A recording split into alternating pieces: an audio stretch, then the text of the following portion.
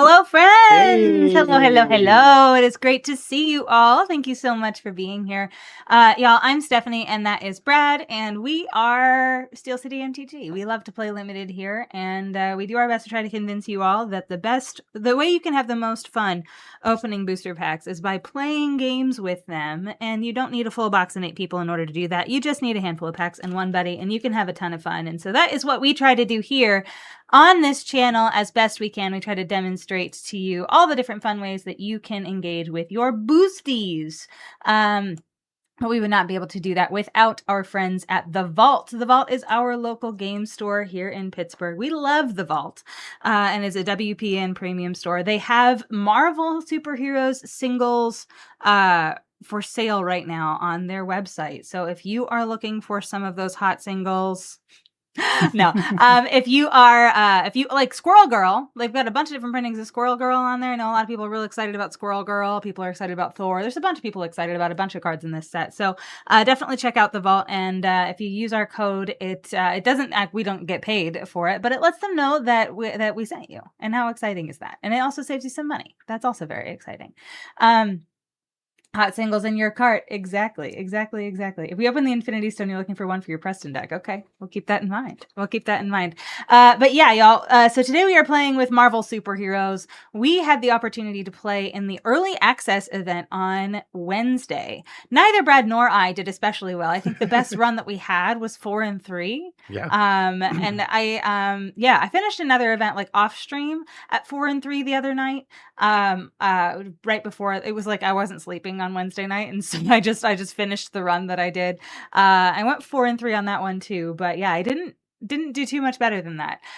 So we've taken some time. We've experienced the breadth of the set, we think. And so I think we have a pretty good idea of what to expect here. Yeah, but so far it seems kind of like bomb dependent. yeah, Like I feel like in the early access event, I know I at least had a couple decks that I thought were pretty well like aligned like with draft archetypes, like synergistic decks that were just like, then here comes Galactus and the game is over. Yeah.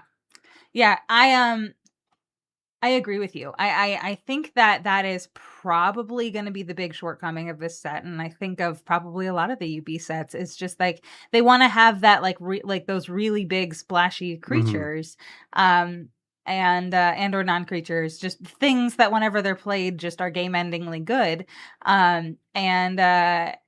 It means that limited is a little bit less like strategically interesting, right? Because like when you want to, I think they build these sets with the intent that you come in and build according to the archetypes that they've set up or they've designed the set for.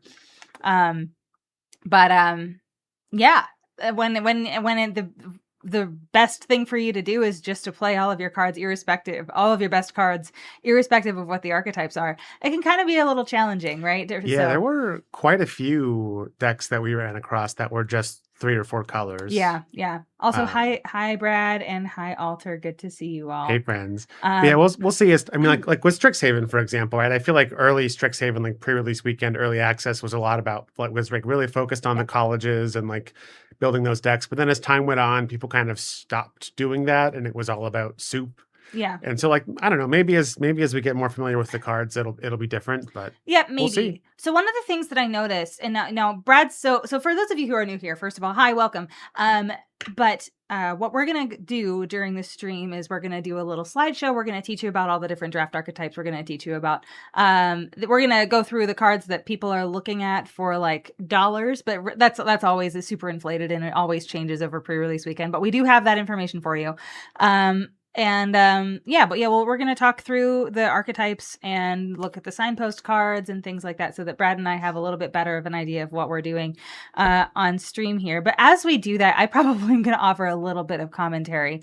Actually, you know what? Before then, I feel like so this is a 10 archetype set, right? So I held up 5 fingers and it's a 10 archetype set. One of the things that I noticed, and Brad, you can tell me if you agree or not, is that those archetypes didn't seem to, like the ones that are snuggled up next to each other, didn't seem to interact very well. Yeah. I think that's pretty reasonable. There's some like the power up one and the 1/1 counters is probably fine. Like that one works pretty okay. And then like blue black and black red are both kind of villain coded, but like gotta find my princess hat. Hold on. Oh, there you go. But yeah, I feel like there were just some of those synergies. Now we can go through them. And so anyway, y'all keep that feedback in mind as we go through this, and let me know if you agree as we go through.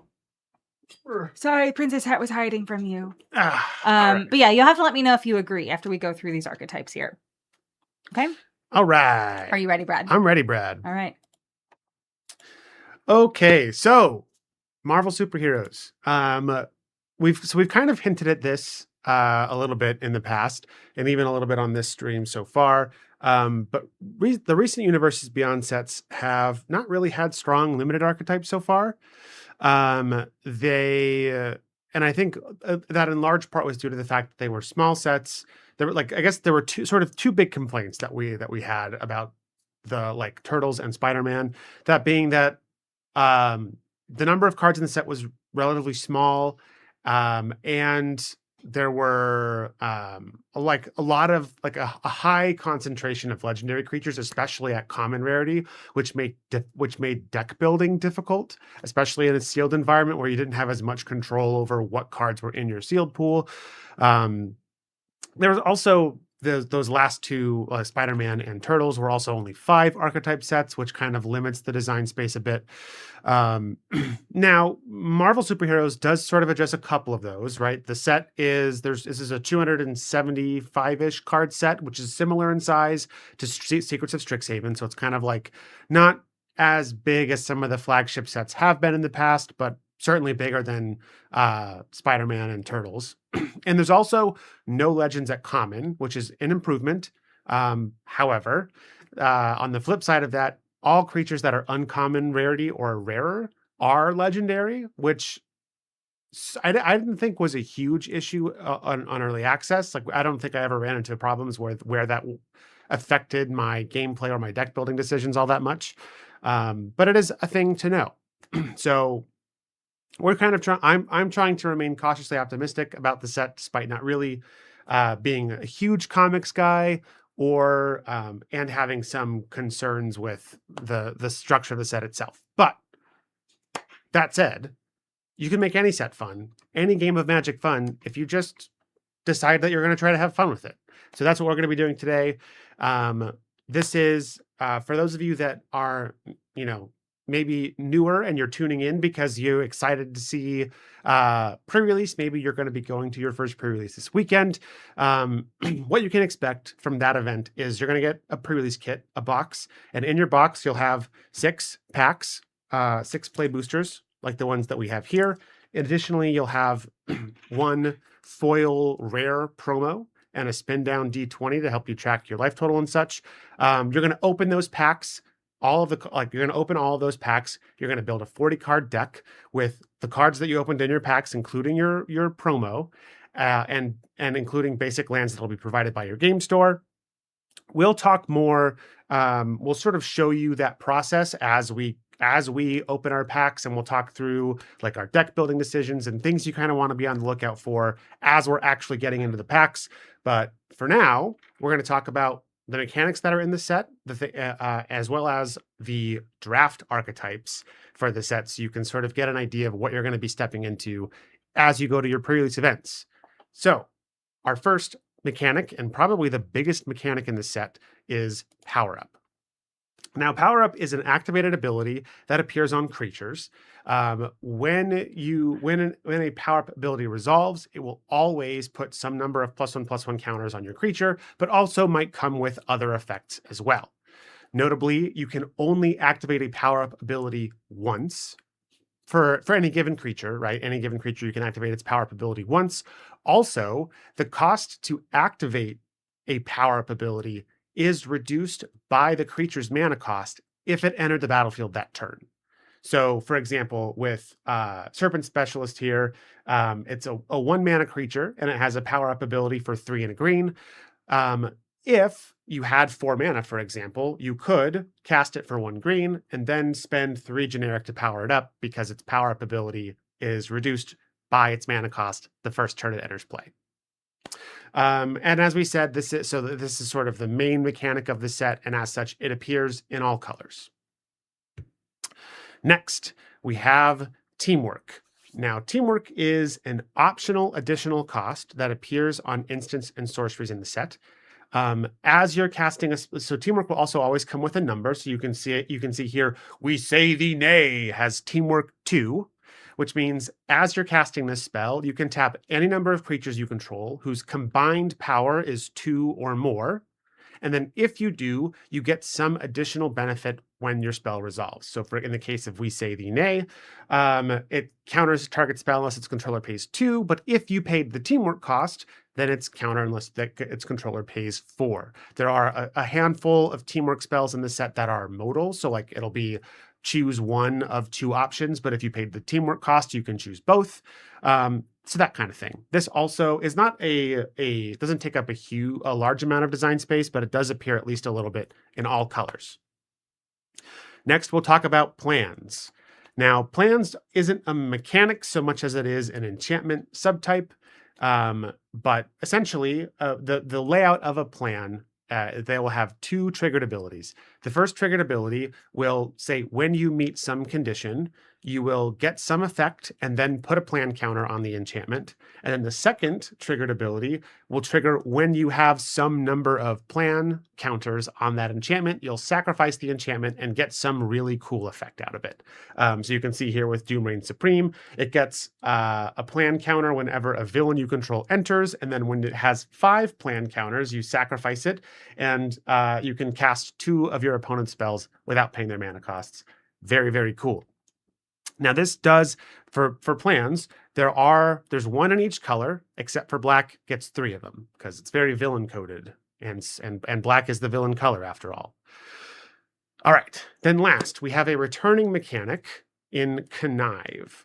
So conniving is an action that a creature can take. So when a creature connives, you will draw a card and then discard a card. But if you discarded a non-land card, you put a +1/+1 counter on the creature that's conniving. So sort of a way to help you dig through your deck, as well as maybe set up some graveyard synergies, or just simply put 1/1 counters on a creature. This, being a villain-coded mechanic, only appears in blue and black. And we'll kind of talk about why that is in a little bit.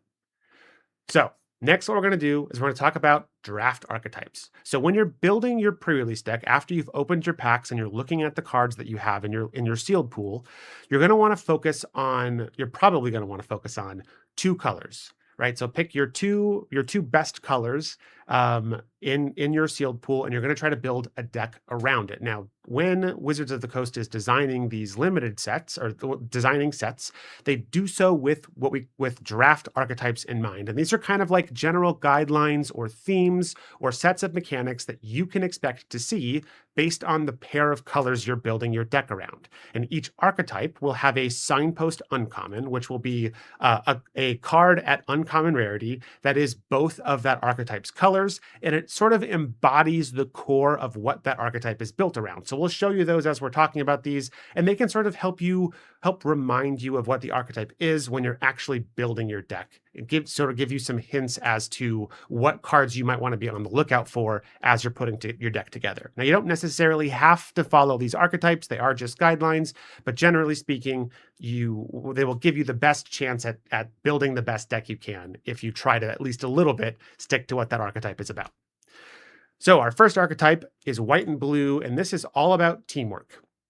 So this archetype is looking to maximize the effectiveness of your teamwork spells, give you as many opportunities to cast your spells with their teamwork costs as possible. And you're going to be doing this by playing lots of creatures or making lots of tokens, as well as having effects like Captain America here that will untap your creatures. So you can use them to pay a teamwork cost and still attack with them, or you can use them to pay 2 teamwork costs if you want. But generally, you're going to be looking for a good mix of creatures and instants and sorceries with teamwork. Creatures that do things when they become tapped, or ways to untap your creatures. Next, we'll go to blue and black. This is all about, so this archetype is centered on drawing your second card. So you're going to be using effects that let to draw cards, that let you dig through your deck to find your best spells. You're going to want to be playing a healthy amount of removal to keep your opponent at bay while you're setting up your engines. Generally speaking, the best way to pay this off is with Connive. Or there are some instant speed effects that will let you draw 2 cards, so you can trigger those things on your opponent's turn. And then you're going to be looking for cards that pay off drawing 2 cards. All right, next we're in black and red, and this is Villains Matter, right? So this is a Kindred strategy centered around playing as many villains as you can.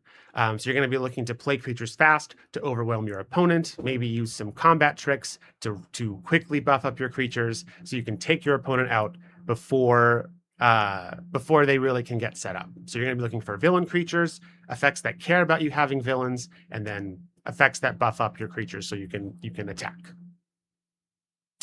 Ooh, thanks for the sub, Fiona. We appreciate you. You can Thank you, Fiona. Participate in the secret podcast now. It's true. All right. Next, we're in red and green. And this is the Power Up archetype. So this is, while all colors have access to the Power Up mechanic, this is the archetype that cares about it the most, right? So you're going to be looking to make your creatures big. You're going to be looking for extra sources of mana so that you can activate these power up costs, or maybe even save yourself some mana by being able to play a creature and activate its power up ability on the same turn. But yeah, generally you're looking for creatures with big power up abilities, ramp spells, and combat tricks specifically to give your creatures evasion, like trample or flying, so that these big creatures can get in for damage. Next, we're into green-white with the opposite of a previous draft archetype. This is the Heroes Matter archetype. So this is another Kindred strategy centered around having lots of heroes instead of lots of villains. So you're going to be looking for a lot of the same things that you would be looking for in the villains deck, just the hero side. So hero creatures, things that care about having creatures, maybe effects that make tokens, as well as effects to buff up your creatures so you can get in for damage. Next, we'll talk about white and black. Now, this archetype is all about attacking alone, having one creature or I guess having multiple creatures, but those creatures will have abilities that say when a creature you control attacks alone, give it some kinds of benefit. Like Black Widow here, when a creature you control attacks alone, it gets First Strike and Menace, which is excellent when you consider that Black Widow also has Death Touch already. So you're going to be looking for effects that buff single attackers. Maybe you want some auras or equipment to power up that single attacker even more. You might want some effects that protect your creatures from your opponent's removal so they don't just kill it when it attacks, as well as ways to remove your opponent's creatures, since you're going to be focusing on really only attacking with one creature at a time. Next, in blue and red, this one's all about artifacts. And that's the whole thing. Get artifacts, get more artifacts. You're going to want to focus. There are a lot of artifact creatures in this set, so you can sort of check both of those boxes at the same time, as well as some artifact-centric interaction. So like some removal spells that are artifacts, or some cards that let you draw cards that are artifacts. You just want as many artifacts as you can get your hands on, basically. Next, we have black and green, which is another graveyard-focused archetype, as black and green is wont to do. But this is focused on specifically having 2 or more creature cards in your graveyard. So you'll have creatures like Killmonger here that get better if you have at least 2 creature cards in your graveyard. And then you can use things like effects that let you discard cards or sacrifice your creatures or mill cards to get those creature cards into your graveyard so you can pay off those effects early. And then if you can find effects that let you get cards out of your graveyard for the later game, then that's a good way to sort of recoup some of that advantage you may have lost by discarding cards earlier. Next, we're on red and white, and this is all about non-creature spells. So this archetype focuses heavily on having creatures with prowess or similar abilities, like Thor here has has prowess twice. And then the play pattern you're kind of looking for is play some creatures with prowess while you stockpile non-creature spells in your hand. These could be removal spells, these could be draw spells, these could be combat tricks. And then when you have 2 or 3 creatures with prowess on the board and a grip full of non-creature spells, you can chain those non-creature spells together and have one really big flashy turn where you wipe your opponent out in one fell swoop. Then the last archetype we have here is green and blue, and this is a +1/+1 counters matter archetype.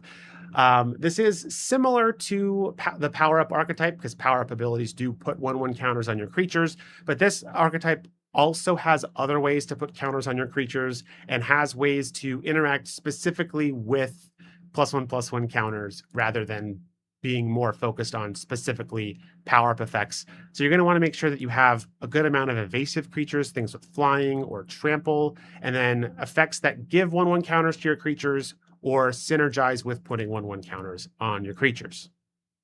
You got all that? Very good. Okay, so next we'll talk about where kind of the money is, some cards that you might want to be looking out for as you're opening your pre-release kits. But again, keep in mind that it's still pre-release weekend. So these prices are likely to change. In a lot of cases, these prices will go down. So if you're interested in selling your cards, keep an eye on the prices of some of your rares and mythics. But we have right now, our big 3 cards here are the Mind Stone at a whopping $78. This card has been hyped up since it was spoiled, I don't know how many months ago. And then we have Jennifer Walters and The Coming of Galactus, both in the 20-ish, mid-20s range. I can confirm from my experience playing the set so far, The Coming of Galactus is terrifying. So if that's in your pre-release pool, heavily consider playing it because it's very good. But yeah, with that, I think we've covered all we need to cover. I know that was a lot of information. But again, keep an eye out for your signposts because they'll help you track what these archetypes are about. Beautiful, beautiful, beautiful. And now I know a lot of you in chat have already done a pre-release before and you already know all of this fun stuff. But we really do try to key these streams to people who have maybe never done this before and are looking for some content to help them figure it out. So thank you for kind of being along for the ride as we key this towards maybe players that are a little bit less experienced this time. But yeah, so for those of you who are new here, we are, what we're going to do here is we're going to crack some packs, build some decks, and then play a best of 3 match live on camera for you. So that's what we've got in store here. But before we do that, I want to so after we've gone through those archetypes, right? What do you, so after you've had a chance to kind of synthesize them, Brad, do you think that they interact well? Like the artifact thing, I'm thinking about the artifacts. And I'm thinking about the tappy untappy things. Yeah, that doesn't work together. Teamwork, honestly, is when I was doing research for that presentation. Teamwork was the one I was kind of the least impressed with. There's 5 teamwork cards in white and blue, and that's it. Yeah. And so if you don't, and there's really not a lot that cares about paying teamwork costs. There's Captain America and maybe one other card. So there are creatures that tap things and that have tap abilities and let you do it's really just tap and untap synergy. It's not, I think calling it teamwork is probably a misnomer. But even so, the how does that if I wanted to play Jeskai, right? How does artifacts play into really any of those strategies, or how does graveyard play into really any of those strategies? Yeah, I mean, I have questions about how the archetypes that are meant to be kind of snuggled up against each other in a 10 archetype format.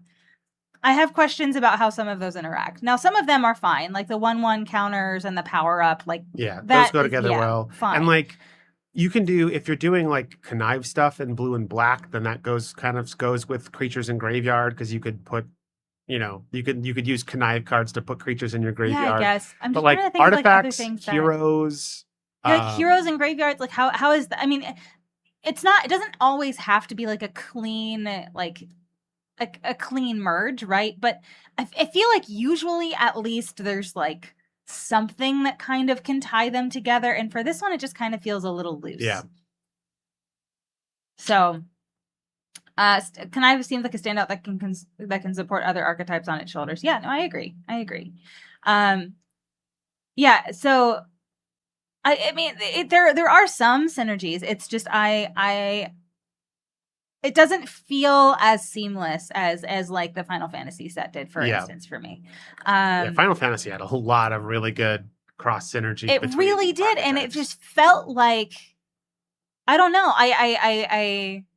It just felt like everything made sense. This one, it's like, okay, well, you can add a third color, but it doesn't really benefit you strategically unless you happen to have the cards that are narrowly designed for that archetype, right? Or so splash for bombs, but yeah.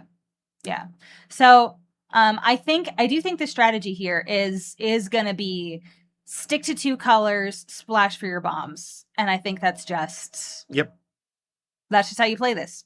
I think we're not experts on this. If it's your first pre-release, just stick to 2 colors. Splashing can be hard to know when a splash is the right call. Yeah. All right. So I think it's time to open packs, which means we're going to zoom in a little bit, right? So that people can see our packs a little bit better. Yeah. All right. Beautiful. All right. I'm ready to open a pack. Are you ready to open a pack? I'm ready to open a pack. Let's do it. This is our first open pack of Marvel superheroes here. Widow's Bite. Agent of Atlas. This 2-drop 2/2 with prowess, I find is a great curve filler. Yeah, they've got that one, and then just one with like flying and prowess at 3 mana. Flying vigilance prowess. Yeah, that's right. That thing is very good. ETB Connive. I love this, that like they have just colorless basic land cycling. Like if I'm playing red, white, and green, I could put AIM Scientists in my deck just to find lands and help me hit my colors. Like, it's wild. Yeah, the fact that it's basic land cycling and not forest cycling or plain cycling or swamp cycling, I do like that. I think that was a very intentional choice for them, and it makes splashing for those bombs workable. So, Powerful Broker. For each kind of counter on target permanent or player, give that permanent or player another counter of that kind. Activate only as a sorcery. So this is cool for 2 reasons.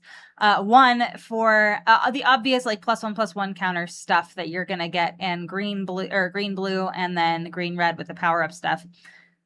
But also, there is one creature here in this set that gives players poison counters, and when it does, it gives them 5. Which is so funny because that can just be a 1-2 punch. And I think that that's hysterical because players are often, I think that's just for each kind of counter. Like, you're not doubling for each kind of counter you go, okay, never mind. But there is also, I think there's a Captain America that gives something a shield counter. Or no, it has a shield counter. And so you could proliferate the shield counter. Yeah, no, okay, so that's good than I thought it was. But I thought it was just straight up double the counters, but no, it's for each kind. Okay, all right, that makes more sense. Super Speed, Savage Land Dinosaur. This is the large cycler. We like this. This is hard to deal with. I think so far, right? Obviously we have not played it with a ton of this set. I think this might be my favorite card so far. In this Thor, the prowess. Flying Vigilance, prowess is just such a fun collection of keywords. Brad likes spellslinger things. What? Yep. Like what? Oh, no, surprising absolutely no one. Iron Lad, Diverging Destiny. This Flying Vigilance. Look at the top card of your library at any time. Underrated mechanic, by the way. And tap it to reveal the top card of your library if it's an artifact you draw. There's a little bit of top of library manipulation in this set. I'm realizing, because there's a couple of creatures, or there's at least a creature that like lets you look at the top card of your library at any time and play it if it's a hero. Oh yeah. And so like there's a few things in this set I think that do that, and I think that's cool. Supervillain Lockup. This is an O-ring. We love O-rings. You have Mr. Hyde. That's good. This is another one. Yeah, just at the beginning of your upkeep, you can either put a 1/1 counter on it, or you can remove a counter and draw a card. Remove a counter from a permanent or you control, or a creature you control, right? Yep. So it's not even just him. So if you're playing either of the archetypes that he wants to be in, he's very good. Rick Jones, Destin's sidekick. He mills things. I have Avengers Tower, borderless. Oh, I guess I know what I'm doing tonight, Steph. Mother. Okay. Forker. So this is Super Skrull, right? Yeah. A pretty heavy investment on the black mana symbols, but if you can play it, that's really good. This here, where it's got an activated ability for In all of the colors in that are not each black. color that's not black. This looks like it's a 5-color soup card. It's not. You just put as long as you're playing a lot, like a healthy amount of black, whatever your second color is, you just get whatever this effect is. And also, it's a 4/5 flyer, right? So like, don't shy away from this card because it looks like a 5-color card, because it really can just be a 2 or 3-color card. Yeah. Yeah, and if it's 3 colors, it actually is insanely Yeah. good. The removal on a stick for 5 mana, laser beam something for 4, Pretty without good. having to tap the creature is crazy. 4 mana to get +4/+4 until the end of the turn at instant speed, and you're not limited to once per turn. Crazy. Draw 4 cards Target for player 6 draws mana. 4 cards. We got mill going on. The mill strategy is live. Draw 4 cards for 6 mana. Yeah, What? pretty good. Yeah, anyway, it's an insane card. So anyway, good job you for opening that. So yeah, strong odds I'm playing black something. I've got Miss Marvel Kamala Khan. Okay, this Okay. is a great card. So 1/4 Vigilance Reach. You have no max hand size. We love this. And then Embiggen Fist. Whenever you cast a spell that targets a creature you control, draw a card. So prowess plus draw a card. Okay. Until end of turn, she gains her base power and is equal to the number of cards in your hand. Very cool. And then Tandem Tactus is my foil. And I also have a foil Hell's Kitchen. We're strong on. I got a couple rares over here. Oh, you have Shang-Chi too. Wow. And then that is wow, you can activate. So this is Oh, shoot. 1 and a green for a 2/2. You can activate abilities of creatures you control as though those creatures had haste. Also, tap to get 2 mana of any one color that you can only spend on activated abilities from creatures. That's insane. But like, But after Wah. having opened, Super Scroll. Yeah, you have both of your commanders, Brad. I'm ready. Good job. I'm ready. I'm in Oily super danger. I am in danger. Okay, great. Everything is great. Nothing is wrong. Blue Black Gordon Ramsay. Yes. Wait. All right. Trickster Stratagem. This is not an instant. This is something that puts a creature an opponent controls on the into their library, second from the top or on the bottom, and then up to 1 target creature you control connives. Oh yeah, that I'm for sure gonna mess that up at least It is once. a sorcery. I thought it was an instant a couple times yesterday, and it's not. It's not. 1 mana Here we creature. go. Flying Vigilance Prowess. There you go. There's your friend. Lifelinker Sacrifice. Repulsor Blast is pretty good removal. I feel like 4 mana sorcery speed, deal 5 damage to something is great.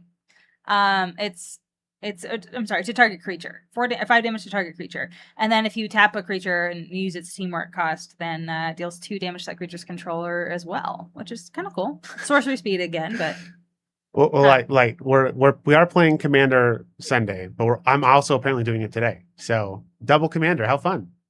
how is it every time you hear about these 1v1 streams and Brad is just opening gas? Brad just opens gas all of the time. That's his secret. He's not That's actually my good at secret, magic. yeah. He's just incredibly lucky. No, I'm Darn kidding. right. I'm kidding. I've had many a stream where I've opened gas too, but your first pack was #bananas. We love a lightning strike. We do love a lightning strike. Ooh, and I played Herbie. against someone and Thor had a lightning strike keyed to him, and it was really cute. Herbie, I love Herbie. Herbie. He's so cute, and honestly, like, not a bad card, not a bad common. 4 mana, replaces itself in your hand, lets you play an additional land if you want to. It's a Glad Robot. It enables 2 archetypes, which is cool. It enables the power up thing because you're getting more lands on the battlefield, and it enables the draw 2. So And you can play him. It's an artifact. And it's an artifact, yeah. So he enables a lot of things. He's pretty good. Multi-archetype all-star Herbie. Yeah, I think Herbie's underrated. I think he's pretty fun. He's We have mildly annoyed Kingpin. Yeah, it's really funny. So the Echo is like trying her absolute best to kick Kingpin in the face, and then he's just like, It's kind of hard to tell, but Stop it. it's very funny. He's so nonplussed. It's great. All right, I have Captain America, which means I win, right? I guess, yeah. Jessica Jones. Jessica! I like that's a fun card. I think this design is really cool. Yeah. The idea is she can like stay home and study, or she can sit and wait and watch. Like she can like stun herself to give you extra resources. I think that is just cool Do some design. research That's for ya. steamy. It's delicious. Now, it doesn't do a blessed thing in the tap on tap archetype of white and blue, but if you can swing the white, blue, red, then this works great for Yep. tap. Glad Robot, write that down. Yes. She weighs a sixth with him. He's so massive. No wonder. Yeah, it's so because it's like it's meant to look like I think that she's like doing something epic there, but he's just like, Just eh. The Gathering Place. We have a rare land. We love that, and I have the 10 rings. I have 2 rares in my pack.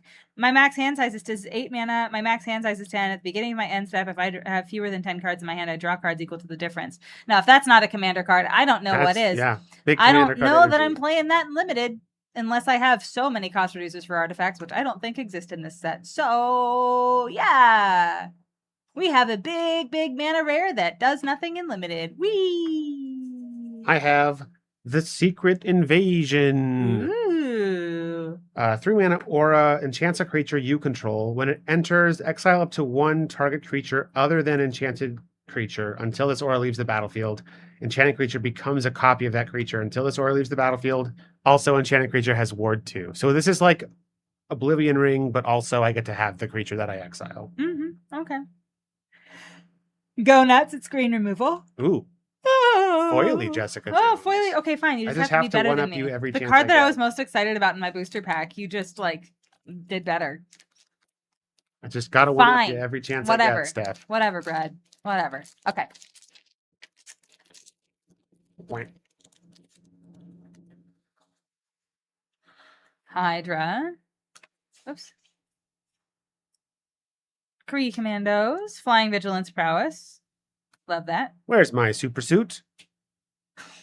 Oh, Frozen in Ice is really good. Frozen in Ice is great. I freaked out about this card a little bit yesterday. So this is a Frost Tap enchantment. So we've seen that before, right? So when this aura enters, you tap target creature, it doesn't untap, right? But that's not what this says. It loses all abilities, okay, and it can't become untapped. This is the second card that we have seen with can't become untapped on it. Yeah. I think most recently it was There's the one from Lorwyn Eclipse. Lorwyn right? Eclipse, yeah, can't become untapped. It's not doesn't untap at your upkeep, or it doesn't untap at your untap step. It's can't become untapped. So even if you have untappers, this thing is like, no, that's not going to work. Yep. That is cool. I love that design. I love that pretty design. cool. Loses all abilities and can't become untapped. I think that's very cool. A+. A+ removal here for me. Hulk Smash. I said on stream the other day, like I was smashing a lot of things, and chat was like, Steph, verbiage, and I was like, no, we're just gonna lean into it, because trying to avoid it is just gonna be I'm just not gonna be successful at it. So we're gonna be smashing a lot of things today, probably. A little anticlimactic if they had cap and you just auto untapped. Yeah, no, I agree. Yeah. Political Triumph is a great 1-drop. That thing is so good. That thing is gas. 1 mana. So it's White's Plan. For 1 mana, it's an enchantment. Whenever a creature you control enters, scry 1, then put a plan counter on it. Then when the 4th plan counter is put on it, you draw a card and put a 1/1 counter on each creature you control. Yeah. It's pretty cool. It's very good. Dependable Quinjet. Loki Lofison. Now, I didn't get a chance to do cool things with Loki with like the copying instants and sorceries thing. But I think the opportunity exists for this to be very fun. I just didn't. Yeah. Yeah. We're going to be smashing a lot of stuff as this sets foot stuff. I agree. This was a card I don't think I've seen this one yet. Whiplash? Oh, yeah. Yeah. 1 mana 2/2 enters tapped. So we're already on. There's that zombie that does that. But also when it attacks, if he's equipped, each opponent loses X life and you gain X life, where X is the number of equipment attached to him.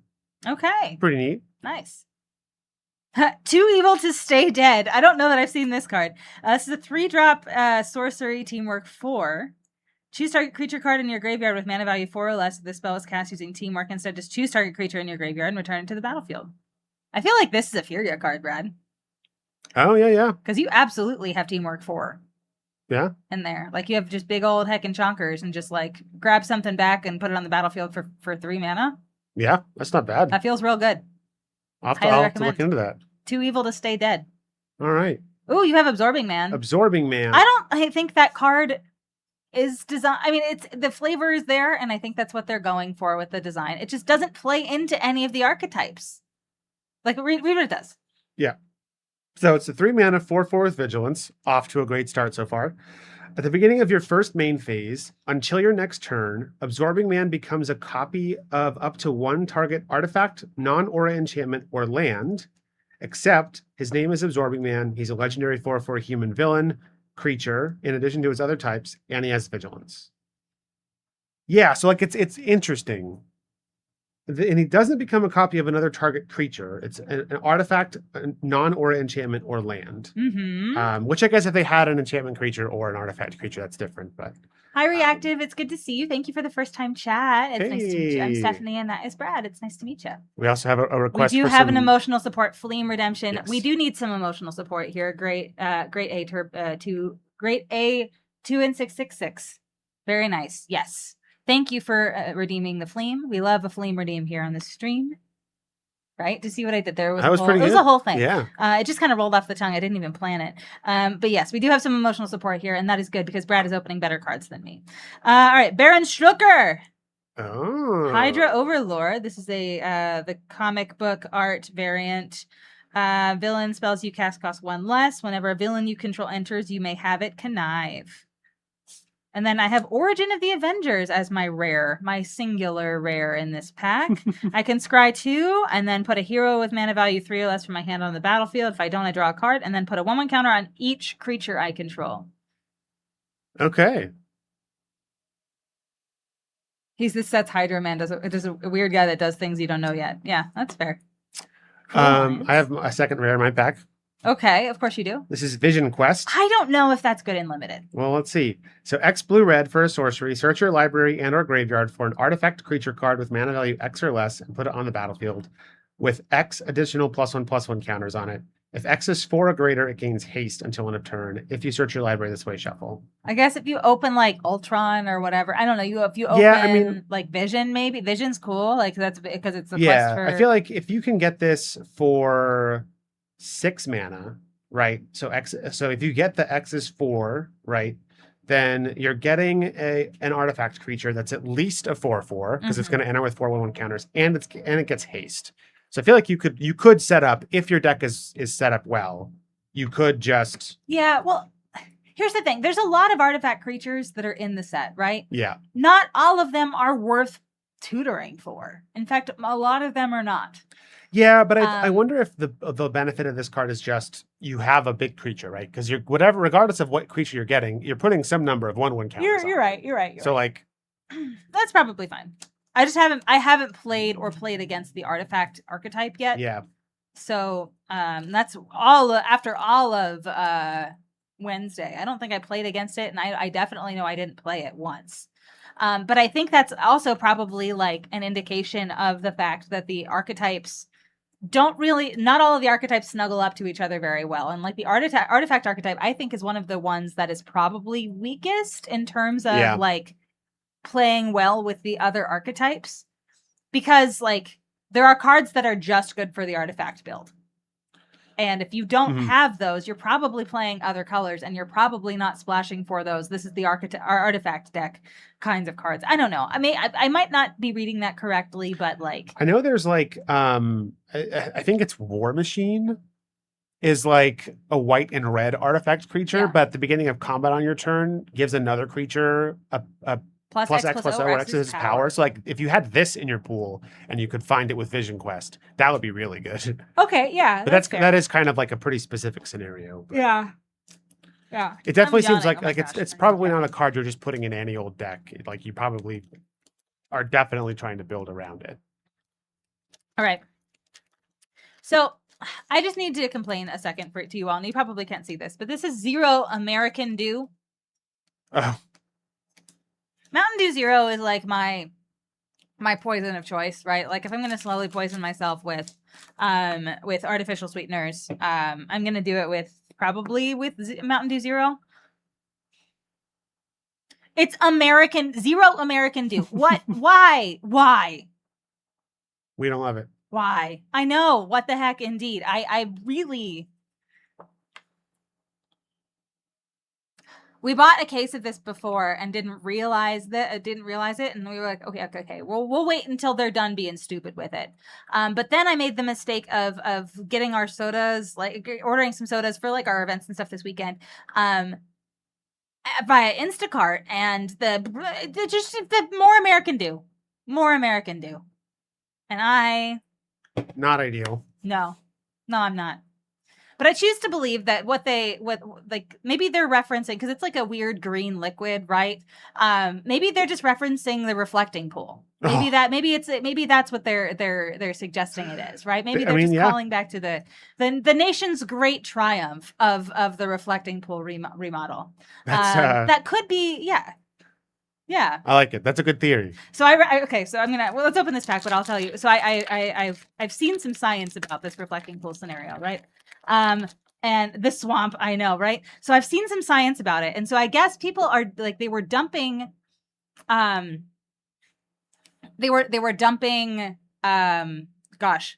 peroxide into the water to clean it and to get rid of the algae and things like that, right? But from a chemical perspective, what they didn't understand is if you expose hydrogen peroxide to sunlight, it breaks down and into free radicals, and those free radicals basically are things that like steal electrons from other things, including but not limited to the polymer that binds the paint to the side of the reflecting pool.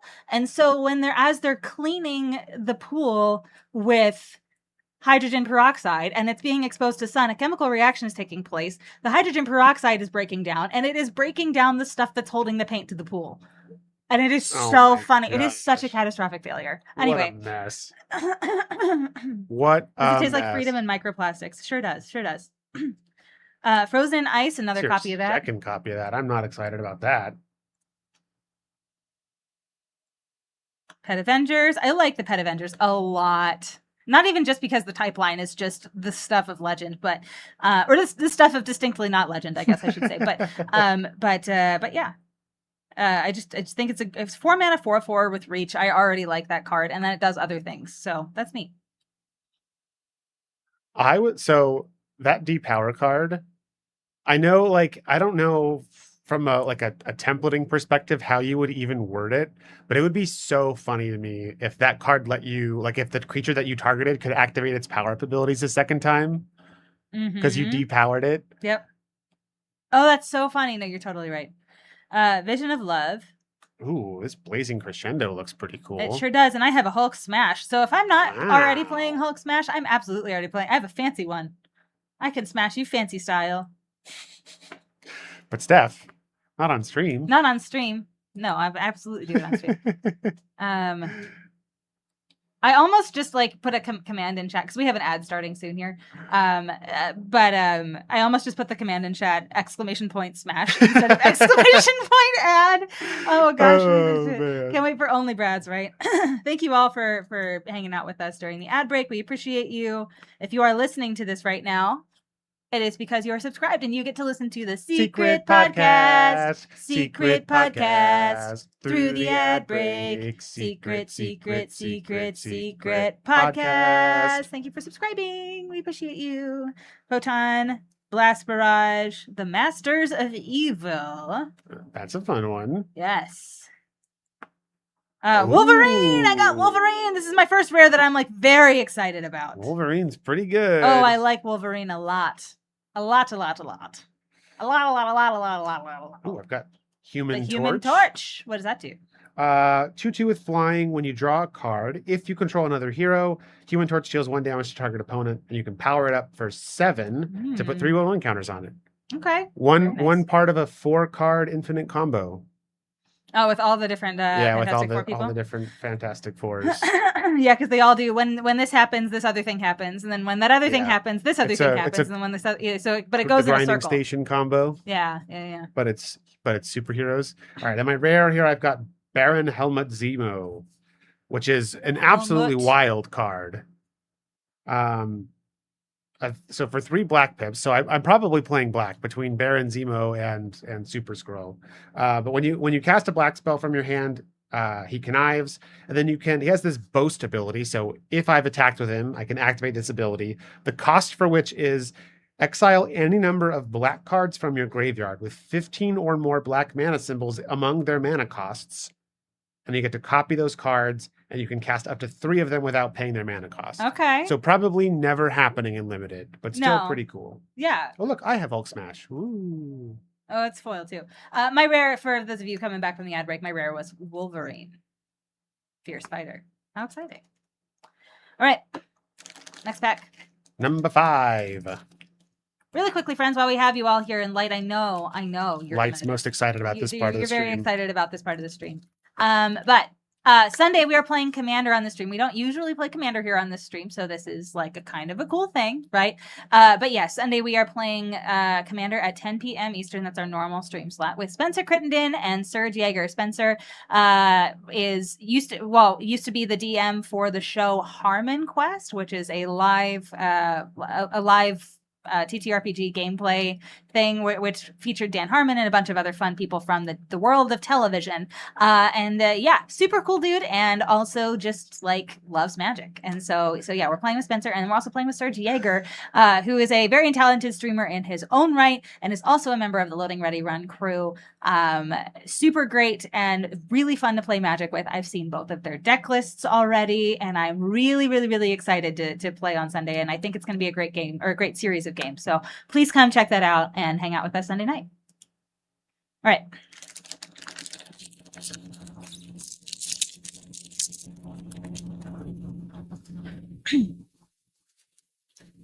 All right, Rocks and Brutes, Unliving Legionnaire, Rapid Rescue, Machine Smith Automaton, an Ant-Man's Army, Dependable Quinjet, Quake, Agent of S.H.I.E.L.D. Whenever I cast a non-creature spell, tap target creature or land. This is pretty good. Ooh, I have The Thing. Oh, I only need 2 more Fantastic Fours to get the full combo. Moonstone, Harsh Mistress. I too am a Harsh Mistress, Moonstone. I get it. I have Beast, Erudite Aerialist. This is another 1/1 countery thing. As long as you put 1 or more 1/1 counters on it this turn, it has flying. When it deals combat damage to player, draw a card. And then I have Roaming Throne. Wow. Hello! Which is Doom variant, but it's Roaming Throne. So it's you choose a creature type, and then your triggered abilities of creatures of that type are triggered twice. Ooh, I like this card. Kid Loki. So for a 1-mana 1/1, so whenever you draw your second card a turn, he gets a 1/1 counter. Uh-huh. But the cool line of text is each creature you control that you've put 1 or more 1/1 counters on this turn has hexproof. Oh. So I have one of my commander decks is all about 1/1 counters, and one of the commanders. Wait, you have a 1/1 counter commander deck, Brad? I do, yeah. Wow, you're so unique. I know. But one of the commanders is Ishai Ojutai Dragonspeaker, who has a line of text that says, whenever a creature you control, or whenever an opponent casts a spell, put a 1/1 counter on it, which means that essentially, if I have Kid Loki, Ishai is always hexproof, because you can't cast a spell without putting a counter on it, and then it has hexproof, and I love it. So while we're doubling abilities, I have Scientist Supreme of AIM, AIM. I can pay 2 life to copy and activate a triggered ability I control from an artifact source. I may choose new targets for the copy. Very good, very good. All right. So many triggered abilities. Spider-Man to the rescue. He has an ability called No One Dies. When it enters, I may tap him. When I do, another target non-attacking creature I control gains indestructible until the end of the turn. No one dies. My rare is Super Soldier Serum. Oh, that's a good card. 2 mana aura. Enchanted creature gets +2/+2, has First Strike and Vigilance, and is a legendary soldier in addition to its other types. And whenever it attacks or blocks, you can attach any number of equipment you control to it. I don't care about the equipment thing literally at all in most of the times I'm playing that. The +2/+2 First Strike and Vigilance for 2 mana is pretty nuts. good. It's nuts. You put that on a flyer and it's just GG's for your opponents most of the time, unless they also happen to have lots of flyers. But no, that's good. That's a great card. All right, last pack. I'm ready for the last pack. Are you ready for the last pack? Let's do it. I'm going to open the remaining Fantastic Fours in this pack. I can feel it. This pack is held together with super glue. I'm really good at that. the whole pack opening thing. I don't do it very often, so I feel like I'm just maybe not very well practiced. Just got to get a little more practice in. Yeah. Murdoch's Crusade, Project Deathlock Soldier. This thing just doesn't ever stay dead. We sing a song about it. This is very cool, huh? So we sing a song about it. We did. I did. Oops. No, but like it's a reassembling skeleton kind of thing. Yeah, you can pay 3 to put it back in your hand from your graveyard, and it's a 1 mana 1/2, which is just cool. Pretty neat. So yeah, all right. Hawkeye's bow. It's just my bow. Go nuts. Surveillance room. I have one of those. Look at you. Wow. Spider-Woman's secret agent. She's flashy and taps something, and it can't be untapped for as long as you control Spider-Woman. I got Kang. Yeah, you Blue do. black sign. I think I'm playing blue black. I think you are too. Hulkling, Burgeoning Bruiser, is a 1/1 counter card. Swordsman, Sharp Scoundrel. Whenever another villain you control enters, attach up to 1 target equipment you control to target creature you control. Whenever an equipped creature you control attacks, it connives. I have Abomination, Terrifying Titan. Very cool. And then I have Storm Windrider. Nice. I think I'm in green-white. I do, because I think my hero build is probably pretty good. I think there might be a situation where I'm splashing blue. I don't know. We're gonna see. But at the very least, I think I'm in green white. I have a lot of good green white cards or things that fall in the green white identity that are good. And Political Triumph, excellent 1-drop, and mine's foil. Nice. And I have here Kingpin. The Kingpin of Crime. Very nice. A 3 mana 1/5 with Extort. Okay. And then whenever you attack, you can pay 2 life. If you do, until end of turn, creatures you control with toughness greater than their power assign toughness or combat damage with their toughness rather than their power. Okay. Okay. I think that's the first time we've gotten a toughness matters thing in just white black. I think so too. All right, Fleem, thank you so much for your emotional support. We appreciate you. Dinosaur mentioned. Very nice. Okay. All right. Well, let's zoom back out and then get into some deck building, huh? And let's talk through as we're deck building. Maybe if somebody's watching this stream and maybe they're going to pre-release for the first time this weekend, like as we're making some decisions about our cards and as we're doing things, maybe let's just kind of talk through it, maybe a little bit more than what we usually do. The most important part about building a deck for limited is that we have the proper emotional support. It's true. We do need emotional support, Fleem. I agree with you. Deck building without emotional support, Fleem, is just, it's may as well just not even do it. Like, why would you even try? Why would you even try to deck build without an emotional support, Fleem? And yes, Fleem, I know that you are a representation of Marvel properties that were inelegantly translated into Arena, and we have developed an affinity for you. But yeah, I know you might not be super comfortable hanging out next to your Marvel, Shadow Realm brethren, but you know, it's okay. That's all right. You're gonna do great, Fleem. So what we're doing now is when you're putting your deck together, you're going to want probably about 17 creatures and about 17 lands, and then the rest are probably non-creatures. So what we're doing here is we're separating our cards by color, so we can sort of see what colors we have the most cards in. That might give us an idea of what 2 colors we might want to pick for our deck, as well as separating them by creatures and non-creatures, because we're going to want, like, if you have, for example, a color with you have a lot of blue cards, but only like 3 blue creatures, then blue's probably not going to be a great option for you because you probably want to have more creatures than that, right? This is sort of helping us get an idea of helping us pick the colors we think we want to play with. Yeah, I think green, white, red might be where I go here. Okay. As much as I like my blue stuff, or maybe I don't know what my fixing looks like, but we'll see. Trying not to be too married to one thing or the other right now.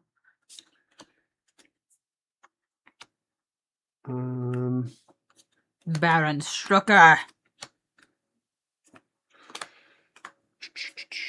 Yeah, I was thinking I might be doing black and green, and I do so far. I have separated here a lot of green cards, but I do think I think I have 2 of this blue black color fixing land, which is good.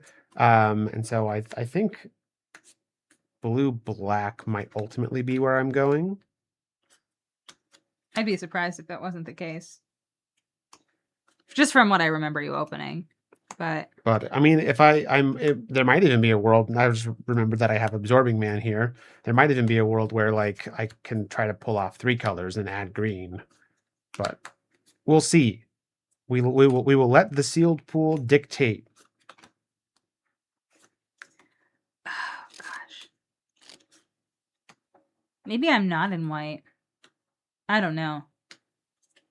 I have some really good blue stuff. I don't know. Ah! Going Jeskai or going... I need to see where my fixing is. That's what I need to do. Or maybe I just play not black. Even though I have a huge stack of black creatures here. I think the power in my pool is certainly in not black. But I have volume in black. Avengers Tower lets me play heroes of any color. Wow. I mean, it lets me tap mana for any color, play a hero. So I feel like that may as well, that means I can do whatever I want, right? Exactly. I can have an irresponsible mana base, and I have a dinosaur with basic land cycling. So basically, I can do anything. The world is your oyster. The world is my oyster, and don't you forget it. I really do. I need to check out this black pool here because it's huge. Yeah. Yeah, it's hard when you like you have a color that you have a lot of cards in, but then don't necessarily have like cards that synergize. So you're like, am I going to sacrifice synergy for the name of concentration, or try to make something with fewer cards work, but ultimately better synergy? Yeah. Surveillance room is also fixing. Try everything. Yeah, so like I do think I'm probably going to end up having to splash because I don't have a lot of blue cards. I do think that the blue cards I have are good. But I think just to have 40 cards I might need, and I do think maybe green is the way to go there. Because I do have I have a couple like mana dorks in green that would make it easy to splash. But I do also have some pretty solid removal in red. So that could be a thing. My red removal is really good. Oh, yeah? I have 3 red creatures. Ooh, that's 4 if you count the Wolverine that I want to play. But I think I need to go Bant. I think I need to go Bant heroes. I have 2 copies of Frozen in Ice, which I think I'm okay with, and I have Depower. And I have Trickster Stratagem. I have 2 copies of Go Nuts. I have the O-Ring over here, so I think I'm okay on removal. So I don't think I need to play red. And I don't think black is very good for me here.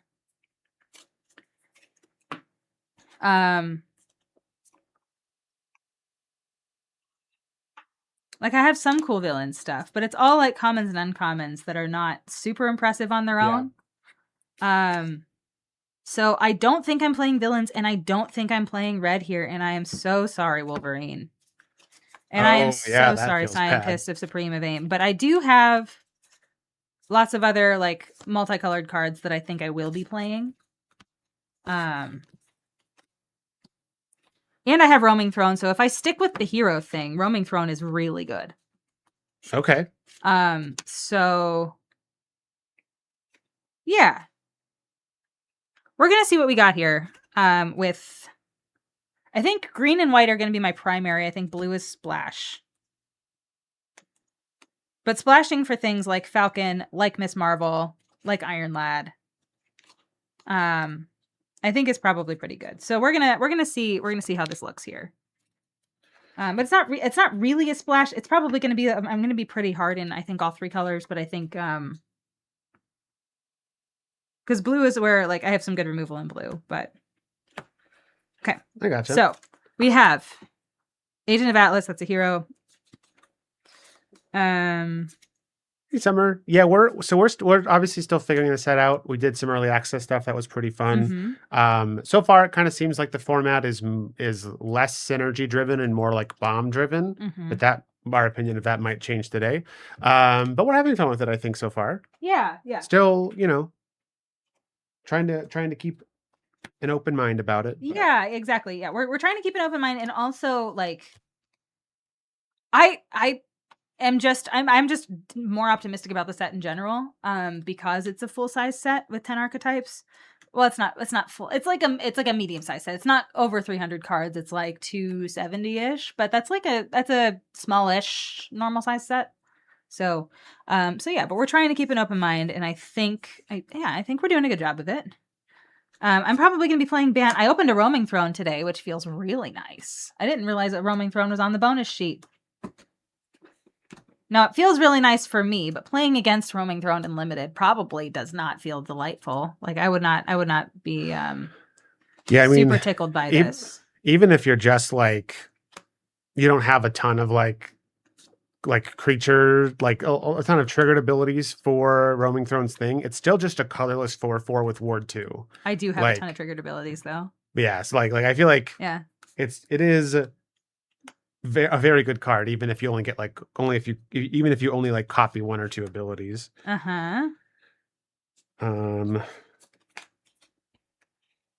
Yeah, so I think I might need to splash green just because like my blue and black stuff kind of curves out at 4. But I do have a ton of like card draw, which is cool.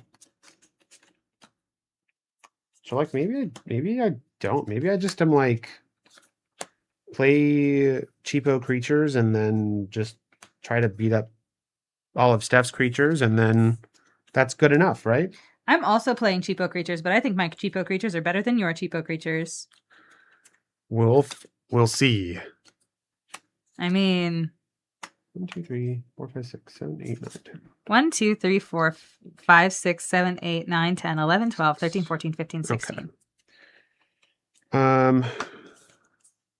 Do my green non-creature spells give me anything that I can't already do with blue and black? I don't think so. Giving my creatures with 1/1 counters on them trample is kind of nice. Like Absorbing Man is cool. So I'm kind of considering a splash just for Absorbing Man. But when you're thinking about a splash, right? Generally you want to splash for like some impactful cards, like 1 or 2, if you're just considering a splash. Generally, you don't want that card to have more than 1 pip in its mana cost of the color you're splashing. So like a card with, if I'm splashing green, I don't actually have. So example, with this Secret Invasion, right? If blue is my splash color, this has 2 blue pips, so I probably would not want to splash for this.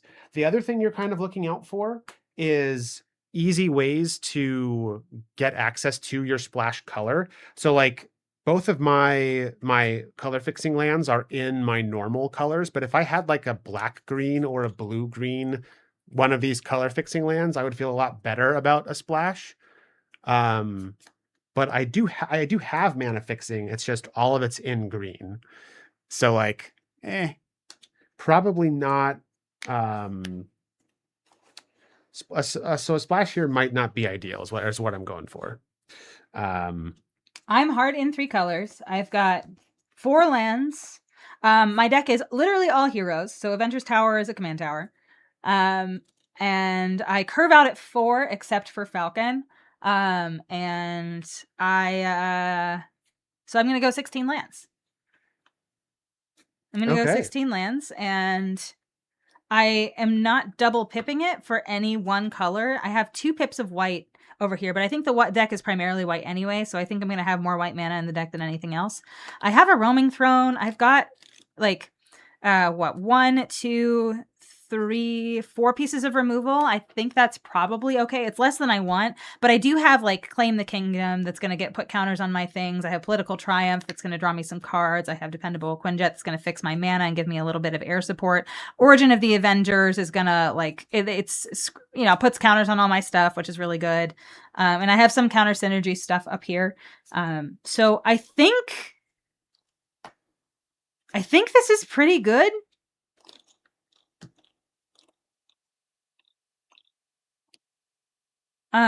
Yeah.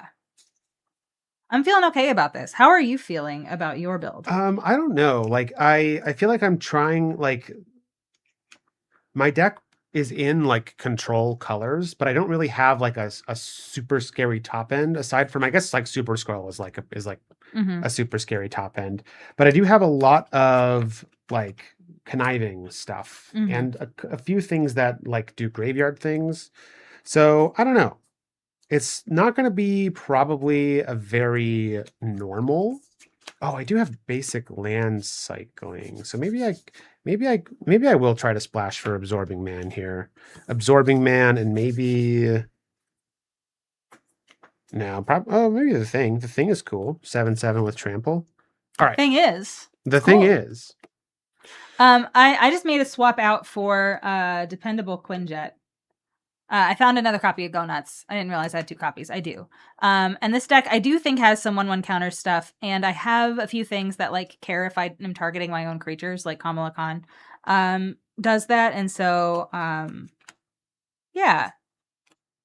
Yeah. So I think the fight spells probably serves me better than the fight spell plus 1/1 counter. Probably serves me better than the alternative. So, and then that way I only have what 1, 2, 3, 4, 5 cards in the deck that need blue mana. That's not bad. That's not bad. So I can have a light blue presence and be okay. I'm ready for an elevator pitch. Are you ready for an elevator pitch? Yes. Okay. So friends, this is the part of the show where you get to spend your channel points to tell us who you like better. No, I'm kidding. But you get to spend your channel points to let us know who you think is going to win the game. So Brad and I are going to each give you a 30-second little elevator pitch for why we think our deck is really good and why you should vote for us. And then we'll give you a few minutes to put some channel points in according to how confident you are. And then at the end, we'll see who predicted correctly and who bet on Brad. So yeah, no, I'm kidding. But yeah, so we will, anyway, so yeah, I'm going to give my elevator pitch. Brad's going to give his elevator pitch, and then we'll sleeve up and we'll get ready. We'll sleeve up while you're voting, and then we'll get ready to go. All right. So I am playing Bant Heroes. Every single creature in my deck is a hero, including but not limited to the Roaming Throne that I have. I have a lot of triggered abilities in this deck that I think Roaming Throne is going to capitalize on. We've got some 1/1 counter synergy stuff because we do have some blue-green cards in here, and I have some cards that capitalize on that. I have a little bit of card draw, not a lot. I think that's probably the weak point in this deck. But I do have some really good synergy across the board here, but even though we said that this is more of a bomb-heavy format and less of a synergy heavy format, I do have some really, really, really excellent cards in here. I've got Storm, I've got Roaming Throne, I've got Origin of the Avengers, I've got, let's see, what else do I have here? I have some really good I have Kamala Khan, which is great. And then I've got, so the creatures are all like, they're not bombs, but they're really, really, really strong utility pieces. And I don't know. I think that might get me there. I don't have like anything that like if it enters like in my pool, I don't have any like the big splashy things. So I am going to go a little bit lower to the ground here, but I'm at 16 lands. We basically curve out at 4. We have 1 5-drop, but I feel like that can just be whatever. But yeah, we're going 16 lands here in 3 colors, and I feel good about it. I have how many removals do I have? I have 1, 2, 3, 4, 5 pieces of removal in here. I think that's good. I think that's very good. All right. What do you have, Brad? What did you build? I am playing largely blue-black. So like some conniving stuff. I've got a lot of card draw. I've got some a little bit of like villainy synergies. though not strictly on villains. So I'm going to be doing a lot of conniving, so I'll get some 1/1 counters on my stuff. I've got some pretty solid removal, as well as some good access to recursion. And then I have splashed green for a couple things to help with my top end. But otherwise, we're doing black green connive control stuff. So All right. it's gonna go great. You want to go ahead and start a prediction so that chat can let us know who they like better? Yep. All right. Let's see how it shakes out. All right. Alter says the prof has partnered with Manapool. Very cool. We like Manapool. Very nice. We love that. We love that.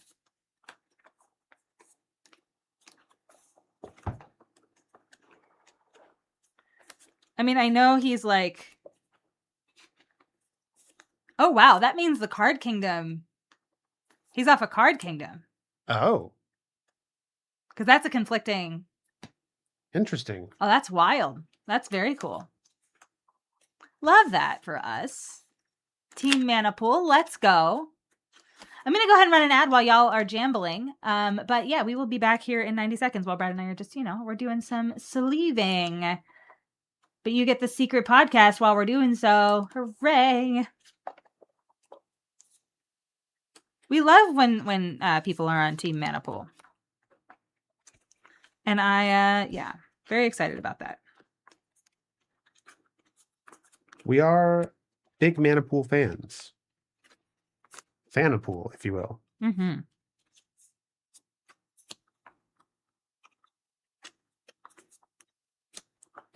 Yeah, they got some big accounts there. That's good. I'm glad that we're on board with them. Now, this stream is not sponsored by them. We still like them a lot.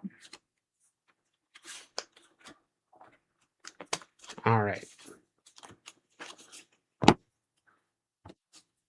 Deck sleeve. Got to do a quick count.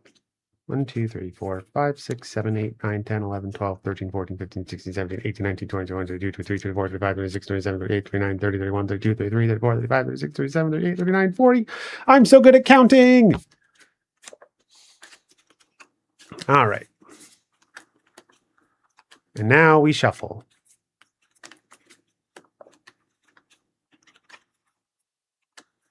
So, Chad, any of y'all doing pre-release this weekend? Gonna dip your toes in the Marvel superheroes waters.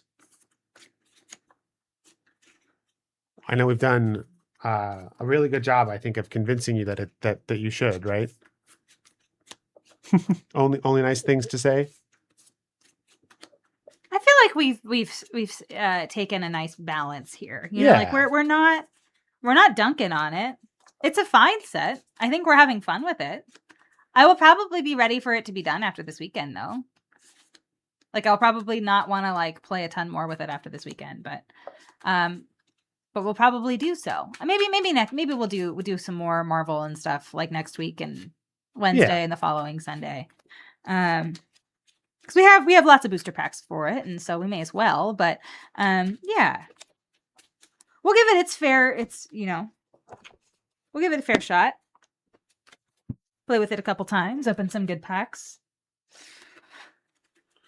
You're good. You're not a big fan of this. That's fine. That's fine. Yeah, I think once the like draft queues go live on Arena, I'll probably because I have quite a few Arena monies saved up, so I could do a lot of drafts, and then I'll form an opinion on how much I want to how much more I want to engage with it based on how I feel about the format after I get a few more events into it. Yeah. But I did see, not to distract anyone, and maybe this is, I'm kind of actually, now that I'm thinking about it, interested in Wizards' decision for this. But they have now premier drafts for Final Fantasy on Arena. Really? Yeah. I don't know how long it's going to be around, but it is funny to me that the week before, in the days leading up to Universes Beyond set going live on Arena, they're like, what if you played this really, really good limited format?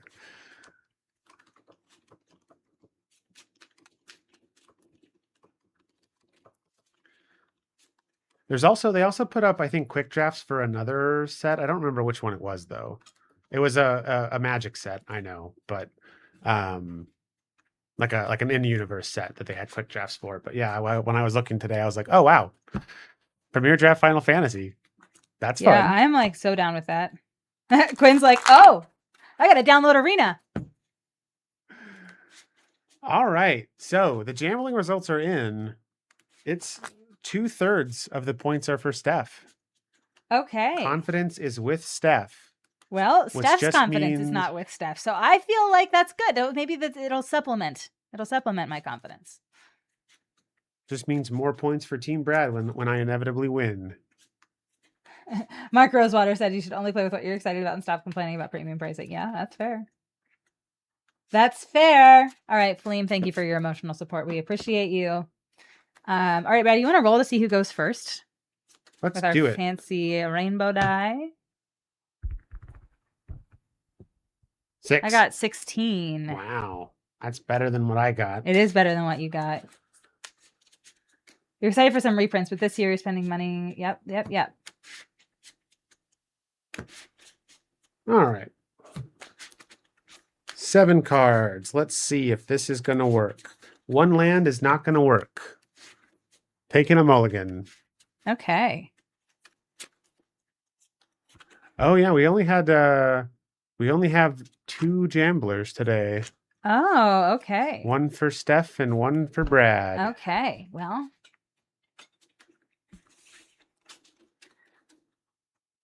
we will see. We will see. I will keep this hand. It's not ideal, but I'll keep it. That was confidence if I've ever heard it. Yeah. Light versus altar. I do think that's funny that they're competing against each other directly. I think that's funny. This is the card I'm not supposed to have. All right. You can arm wrestle for servos. Maybe. Going to 5. Oh, no. A 1 lander and a 0 lander.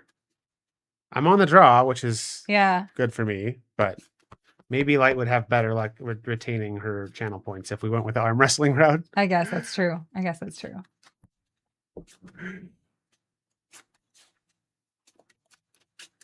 right. We're going to give it 1 good riffle. That was a bad riffle. I'm going to try that again. There we go. All right.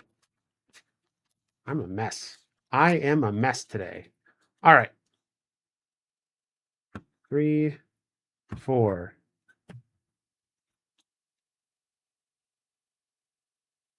All right. Feeling better about it? Yeah, I think I'll put back 1 card.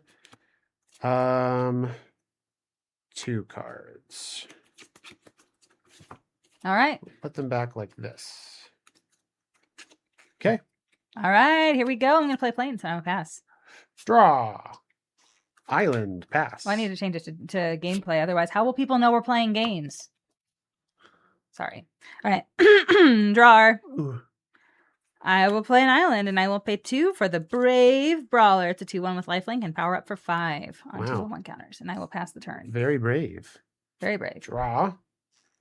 Play a swamp.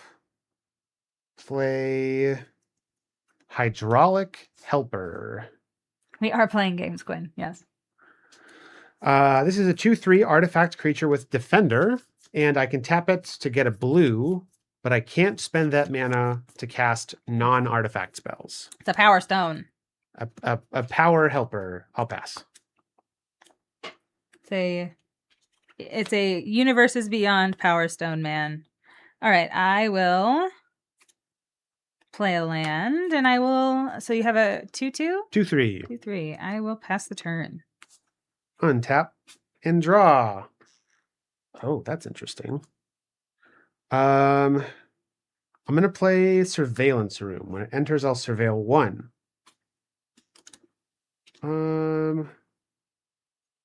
Yes, I will keep that on top.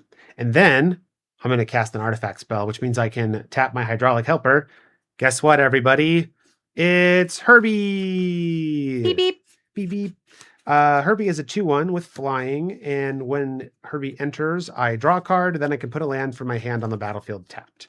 So I will draw a card, and I will put my forest on the battlefield tapped, and thus I have all my colors. And I will pass to you. It must be nice. It must be nice to have Washington on your side. I'm going to play Storm. Oh, sick. Creatures with flying can't attack me or block creatures I control. She has flying. And whenever I cast a spell that targets one or more creatures, those creatures gain flying until the end of the turn. Wow. I will... you only have a flyer, so I will attack you for 2. It says creatures with flying can't attack me or block creatures I control. Oh, okay. I missed the can't block. Yeah, I was like, what is the decision here? You have no mana. I have taken my 2. And I will gain 2 because it has lifelink, and I will pass the turn. But yeah, the Shadow Legion, I don't know that we got necessarily anything like super money. I pulled a Roaming Throne. It's right here in my hand. Roaming Throne is probably super money. Oh, I don't like that. But I got a Super Scroll in my pool. And Super Scroll is pretty cool. Mm-hmm. Draw. Oh, on the Roaming Throne. Oh, it is Dr. Doom on a dinosaur. That's really funny. I'll play Aim Labs, which when it enters tapped, and I will gain a life when it does so. I think I want to get Kang down. Kang is a 3/4. When he attacks, he connives. And whenever I draw my second card each turn, you lose a life and I gain a life. And I will pass to you. Okay. Oh, I'm so sorry. What? Yeah, never mind. No, I did that right. The Storm. I was just like, oh no. I will draw. I will play this island. I will pay 4 mana for the Roaming Throne. Surprise!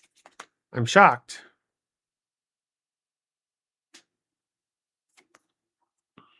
Hey, the T-Rex is Doom. It's Doom ringing on Doom, but it's from a different universe where everyone is a dinosaur. Okay, that's weird. Riding on Doom. Okay.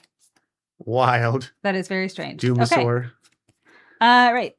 I will then...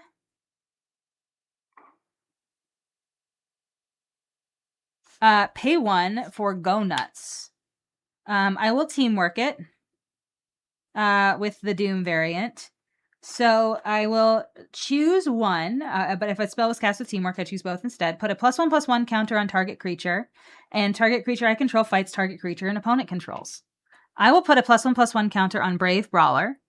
This is I'm sorry. I'm going to target Brave Brawler with a 1/1 counter, and I'm going to target your Kang with my Roaming Throne. So I would like to have those creatures fight. But so the 1/1 counter is going to go here. But when I cast a spell that targets 1 or more creatures, those creatures gain flying until the end of the turn. So lots of things have flying. Yeah, Doom has flying, but is dead now because I have 4/4, you're 3/4. This creature now has flying as well. Yep. And so I will attack you for 3 and 7 in the air. I will take 7. And I will gain 3. I did make an assumption based on your phrasing that Storm does not have 7 power. No. I was like, that would be insane. No. 4 mana creature. I will pass the turn. All right. Untap, draw. Storm is cool. Okay. I think this turn needs to be about getting rid of one of your things. Oh. I just need to figure out if that thing that I want to get rid of is Storm or if it's Roaming Throne. Because they're both very good. I can pay the ward too. I'm not worried about that. How many cards do you have in your hand? 2. 2? Okay, I feel like it's got to be Storm. So I'm going to cast Cruel Alliance. Okay. I will teamwork it. It's got teamwork 2. As a exile target creature with mana value 3 or less. If this spell is cast using its teamwork, instead exile target creature. I gain 3 life. Okay. Bye, Storm. Get Storm. You were appropriately debilitating. Then I will play a land for turn, and I will attack for 2 with Herbie. Beep beep. Go, Herbie, go. I'll take 2. All right, Pasty. All right, untap. And draw. Okay. I will play a land. I will play Agent Maria Hill. When she becomes tapped to pay a teamwork cost, I put a +1/+1 counter on her and draw a card.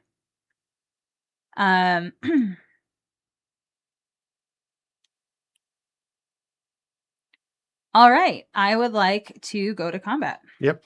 I would like to attack you for 7. Your creature on the left. 3/2 with it's a 3/2 with lifelink. And you can power it up? I can. Okay.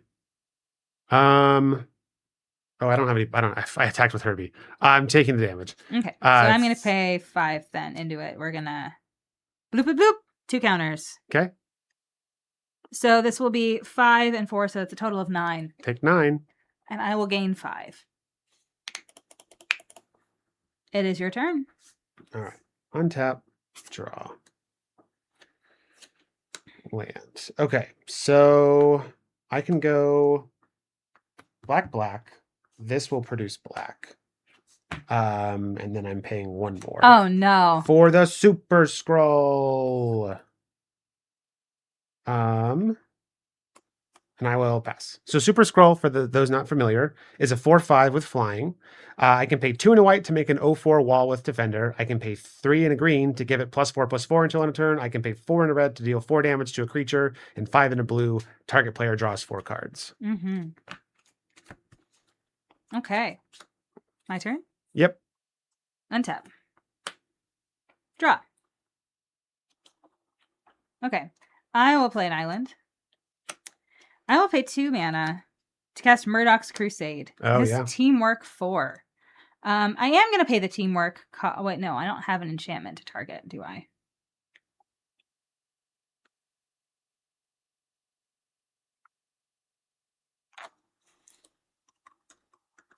I can still cast it. No, I need to have legal targets for it for the teamwork. Does it say you have to choose both if you teamwork it? Choose both instead. Okay. Yeah, so you would have to have a legal target. That's fine. So I'm going to just pay 2 mana. We're going to exile target creature with toughness 4 or greater over there with Mr. Scrolly Man. Yeah, that's what I was afraid I wanted of. to do the Agent Maria Hill thing and put 2 counters on it and draw 2 cards because she's a hero and roaming throne. It would have been so good. But that doesn't work for me. But that's fine. I would like to go to combat. Yep. I would like to attack you with a 5/4 and with a 4/4. You know what? Stack block? Yeah, let's stack block your 5/4. Okay. Take 4. 5/4 is kaput. All done? All done. I should have just attacked you with Maria and you would have died. No, that you wouldn't have died. You would have just blocked in a less convenient way, but yeah. Okay. Yeah, this does not help. So let's just go to the next game. All right. GG's. Yeah, I figured you probably... What's that? I said game 1, Steph. Yeah, I figured you probably, like, that turn when you played only 1 spell and you still had a lot of mana, I was like, oh, she for sure has a removal spell in her hand. But I wasn't also gonna get anywhere by not playing Super Scroll, so yeah. I figured maybe something else is happening and I can get away with it. I just couldn't target anything with it initially because it's target creature 4 or greater. Yeah. And target enchantment. And so you need to have both in order for me to be able to, anyway. But maybe this time I won't mold a 5. if I could only be so lucky. Maybe this time it'll be better.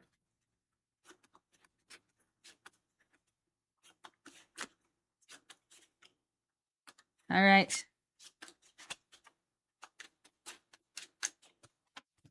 Beautiful, beautiful, beautiful. Let's see what we got here. I'm so good with this. I'm keeping.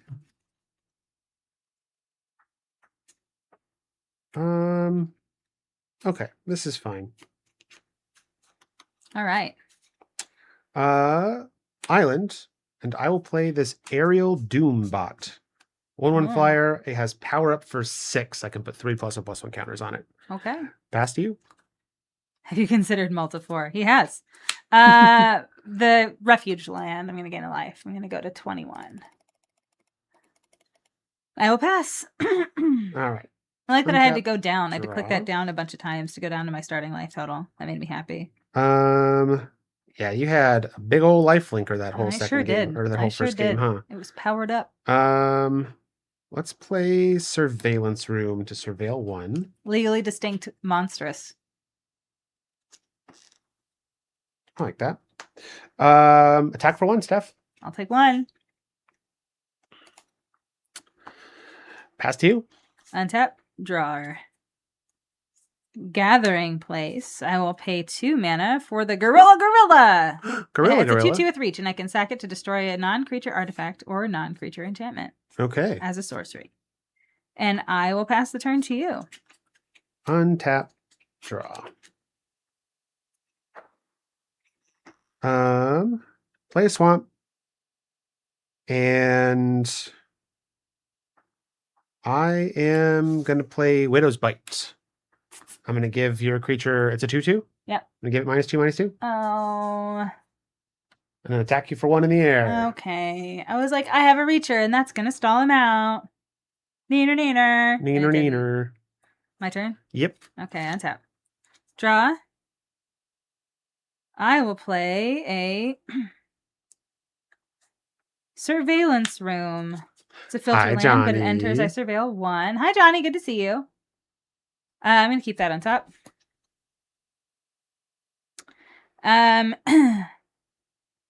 Yeah.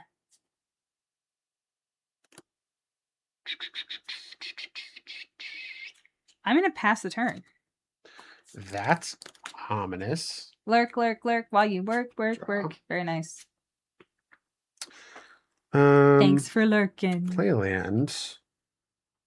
I am going to pay 3. And I'm going to cast Rewrite History. Is Guff rewriting it? No, it looks like it's Kang that's rewriting it. Bummer. So this Less is fun. This is a plan. When 1 or more creatures I control become tapped, I draw a card, then discard a card, and put a plan counter on the enchantment. When the 4th plan counter is placed, I sacrifice it, and then I can return 2 instant and or sorcery cards from my graveyard to my hand. Mm-hmm. I would then like to go to combat. Okay. I will attack for 1. Trigger on Rewrite History. Okay. We'll draw. And then I'm going to discard the thing, because I'm still a ways away from being able to play that. Put a plan counter. 1/1 in the air for you. I'll take 1. Pass the turn. 30. Hold on, wait. Yeah, I did decrease my life total from 19 to 18 just now. So okay, all right. I had to look at the game log. Yeah, I think I've attacked you thrice and you gained 1 life. Yeah. So yeah. All right, I will draw. I will play a Plains. And then I will pay 4. Here she is. Yikes. And I will pass the turn. We got Storm, everybody. I hate that for me. Untap. Draw. Does the room let you surveil? It does let me surveil. Yeah, but I wanted to keep it on top. Play a land.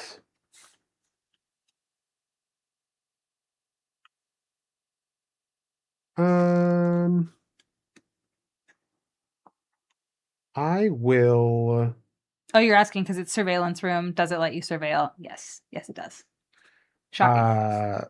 This will produce green, and then I will do these 2. And I will play Absorbing Man. So 4/4 vigilance at the beginning of my first main phase until my next turn. He becomes a copy of an artifact, non-aura enchantment, or land, except his name is Absorbing Man, and he's a legendary 4/4 human villain, and he has vigilance.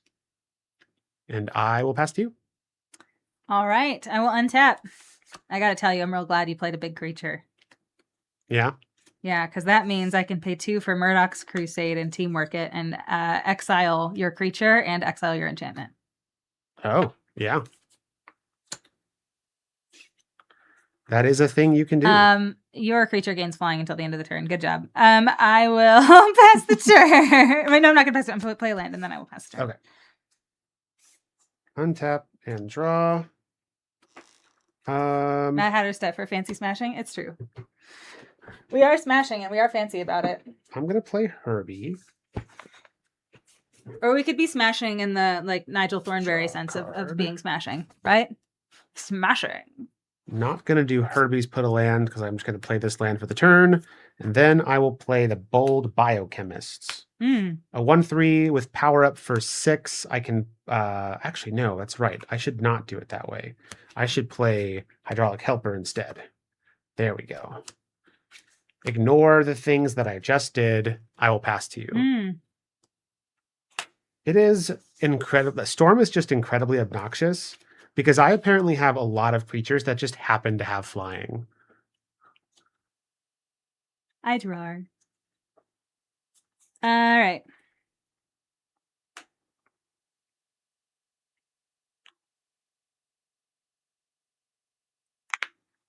You have how much power in the air? 3? 3. Oh, love that. Okay. So I'm going to pay 4 mana, filtering 1 into the surveillance room for blue mana. And we're going to cast Captain America, Living Legend. Yep.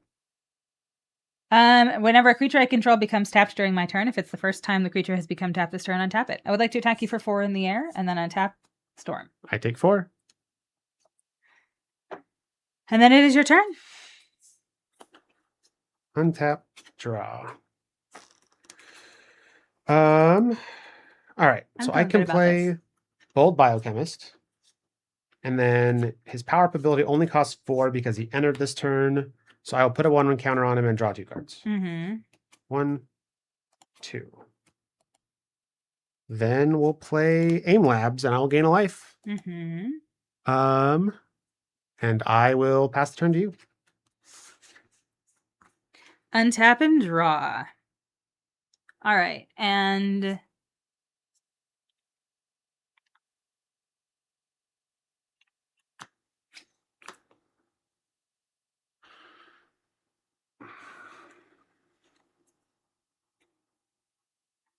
all right. I think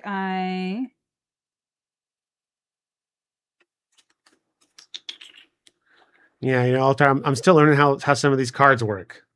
So, we're figuring it out. How many cards you got? 5. Jeez.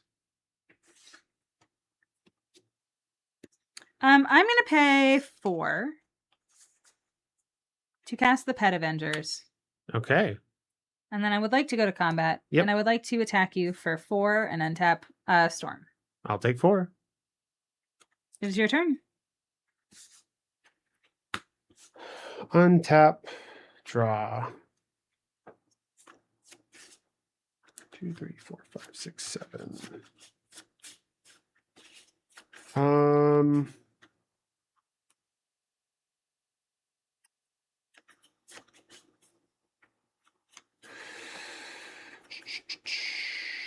Let's pay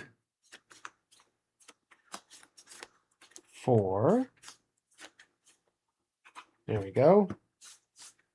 I'm going to cast Grim Reaper, Lethal Legionnaire. Okay. This is a 3/4. When Grim Reaper attacks, I can pay 4 mana. When I do, return target creature card from your graveyard to the battlefield, tapped and attacking with a finality counter. And I will pass to you. Okay. Untap, draw. I will play a land for turn. Whenever you attack with it, you may pay. Oh, you have Thing in your graveyard. I do have the Thing in my graveyard. Oh shoot! Okay, no. We need to get rid of that right now. So I'm going to pay 3. Probably had I would like to freeze your creature in ice, the one that has the Reanimator ability. Yep. So it is tapped. It has no abilities, and it can't become untapped. Correct.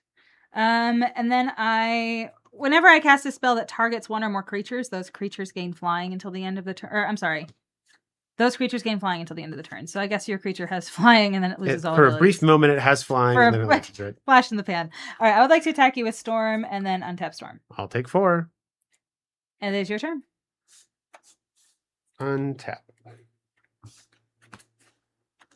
Draw. Okay. I would love to draw one of this myriad removal spells I have in this deck. One of this myriad's removal spells? But apparently, I am not allowed to do that. So I'm going to play Kang. And I will pass to you. Okay. I will draw. How big is Storm? Storm is a 4/4. Okay. What does Kang do again? When he attacks, he connives, and when I draw my second card each turn, you lose a life, I gain a life. Okay.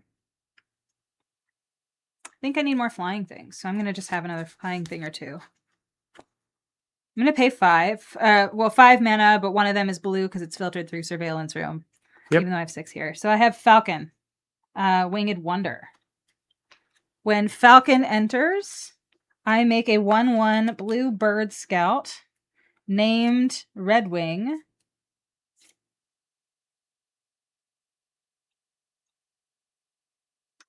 Uh, 1/1, and then whenever it attacks, I surveil 1. And it's a bird. You can tell by how birdie it is. Tell by how birdie it is? That's Yeah. very birdie. It's extremely birdie. Yeah, beautiful. All right, I would like to go to combat. I would like to attack you with Storm and untap Storm. Take 4. It is your turn. All right. Untap. Draw. He did a polar bear plunge, got jumped, and got frozen. Yes, he sure did. Sure did. Attempted the ice bucket challenge, and it just did not go very well for him. Yeah, I'm going to go to combat. I'll attack with Kang. Kang will connive. Okay. Draw a card, and then discard a card. Kang gets a counter. You lose a life, I gain a life. Okay. And then he is a 4/5. I would like to stack block with Falcon and with Pet Avengers. Okay. I would like to... what's Falcon's toughness? 4. I would like to kill Falcon. Sure. I will play a land. I will play Hour of Defeat. Okay. Destroy target storm. I surveil 1. Okay. That's good. And then I will play Super Skrull. Okay. And pass to you. Don't like that. I'm hoping I can get at least one turn where you don't have a removal spell. Yeah, well. All right. I will.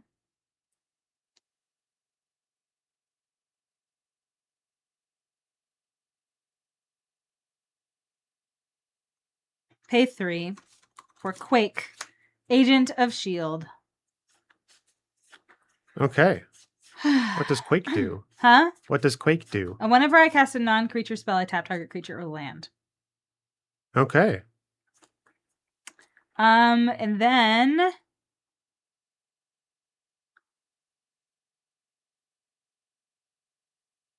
I think it's good for me. No, you have a 4/5 over there? Yeah, Super Skrull's a Oh, 4/5. that's annoying. All right, I will pass the turn. All right. Untap, draw. Okay. Not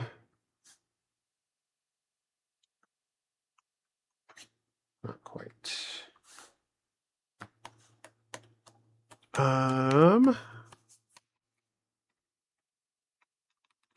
I think what I'm thinking is I think I really want to leverage Super Skrull here while I've got him. Mm-hmm. And my surveillance room can let me activate any of his abilities. All of his abilities can be activated at instant speed. And so I think it's probably just best for me to wait and see what you do. So that's what I'm going to do. I'm going to pass the turn. Okay, end of your turn. I'm going to pay 3 for it to cast Spider-Man to the rescue. I would like to give Captain America, indestructible until the end of the turn. Okay.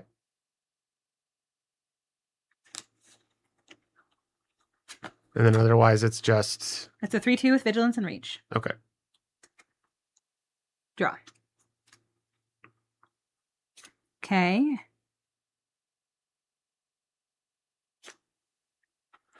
I will pay 2 to cast Claim the Kingdom. Okay.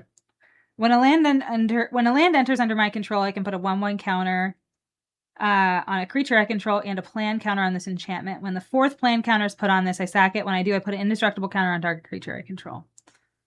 I will play a land for turn. Okay. How many cards you got in your hand now? 1. Okay. And then I am going to put a plan counter, I'm going to put a counter on the Pet Avengers. Okay. I would like to respond to that effect. Okay. I will have this be red, and then I will pay 4 more mana to deal 4 damage to Pet Avengers. Mm-hmm. Yep. Which I believe also means you don't get a plan counter. Correct. It's the only target of Sick. that ability. That's so mean. Okay. You're feeling really good now that you landed Yeah. Super Scroll. 4 mana. We're gonna or 3 mana, but with 1 filtering. We have Kamala. And I will pass the turn. Okay. Whew. Brad, that's so mean. That's I so know. mean. I think you're gonna win here. I think I am too. I just have to... You're just gonna laser beam my best creature every turn. I have no cards in hand.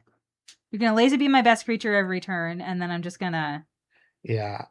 I think I probably can start attacking with my flyers. So let's go to combat. I'm gonna attack because you have just the 1/1. Oh, you have a 3/2 with reach, right? Mm-hmm. Yeah. Let's. So I have a 3/2, a 1/4, and a 1/1 with reach. So this 1/4 has reach as well. So Okay. I have a total of 5 power. I could kill Super Scroll, unless you kill one of the things that can block it.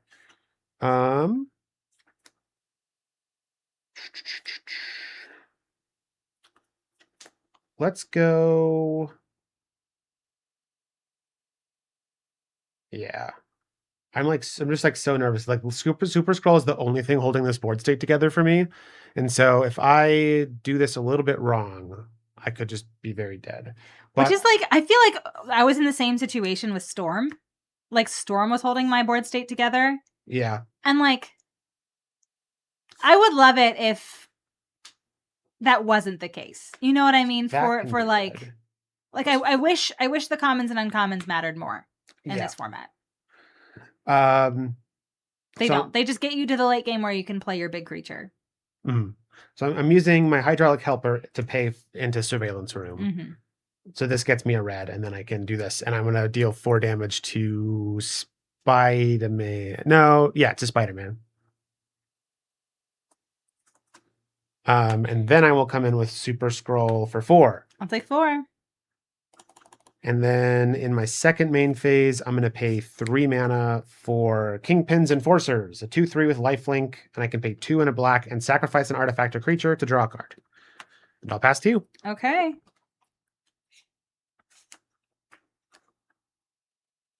Draw.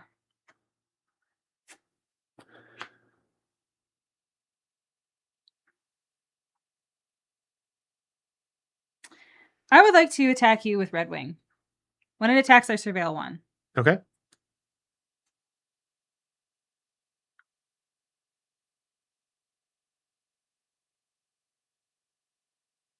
Yeah, Quinn, I think, yeah, so far that seems to be the way that this is going. Like, especially for, yes, also, hi, Quinn, thanks for coming in. Hi, Quinn. But yeah, in our early access on Wednesday, it was very much the same way. It was like I had several times where I was like super good board state, and then an opponent was like, "What about Galactus?" And I was like, "Oh, okay, I have no cards in my deck that can do anything about a 16 with flying and trample." And I had I had Storm out, and Storm was like holding my board state together, and Brad got rid of Storm, and now suddenly I'm not doing anything, and then Brad wasn't doing anything until he played Super Scroll, and then suddenly he's doing everything. It's like I wish like strategic deck building mattered more, but it really is just facilitate your best bomb or facilitate your best rare and do the thing. You know what I mean? Like that's what this format's about. Yeah, 1/1 attacking you in the air, Brad. I will block with Herbie. Okay. Thanks, Beep, Herbie. beep.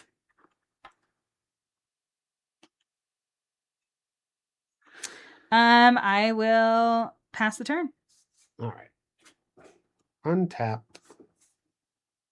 Draw. Okay. That said, it's still fun. I don't know that it's a masterpiece. It's not something that I'm going to come back to over and over again. It's something I'll probably enjoy a couple of times, right?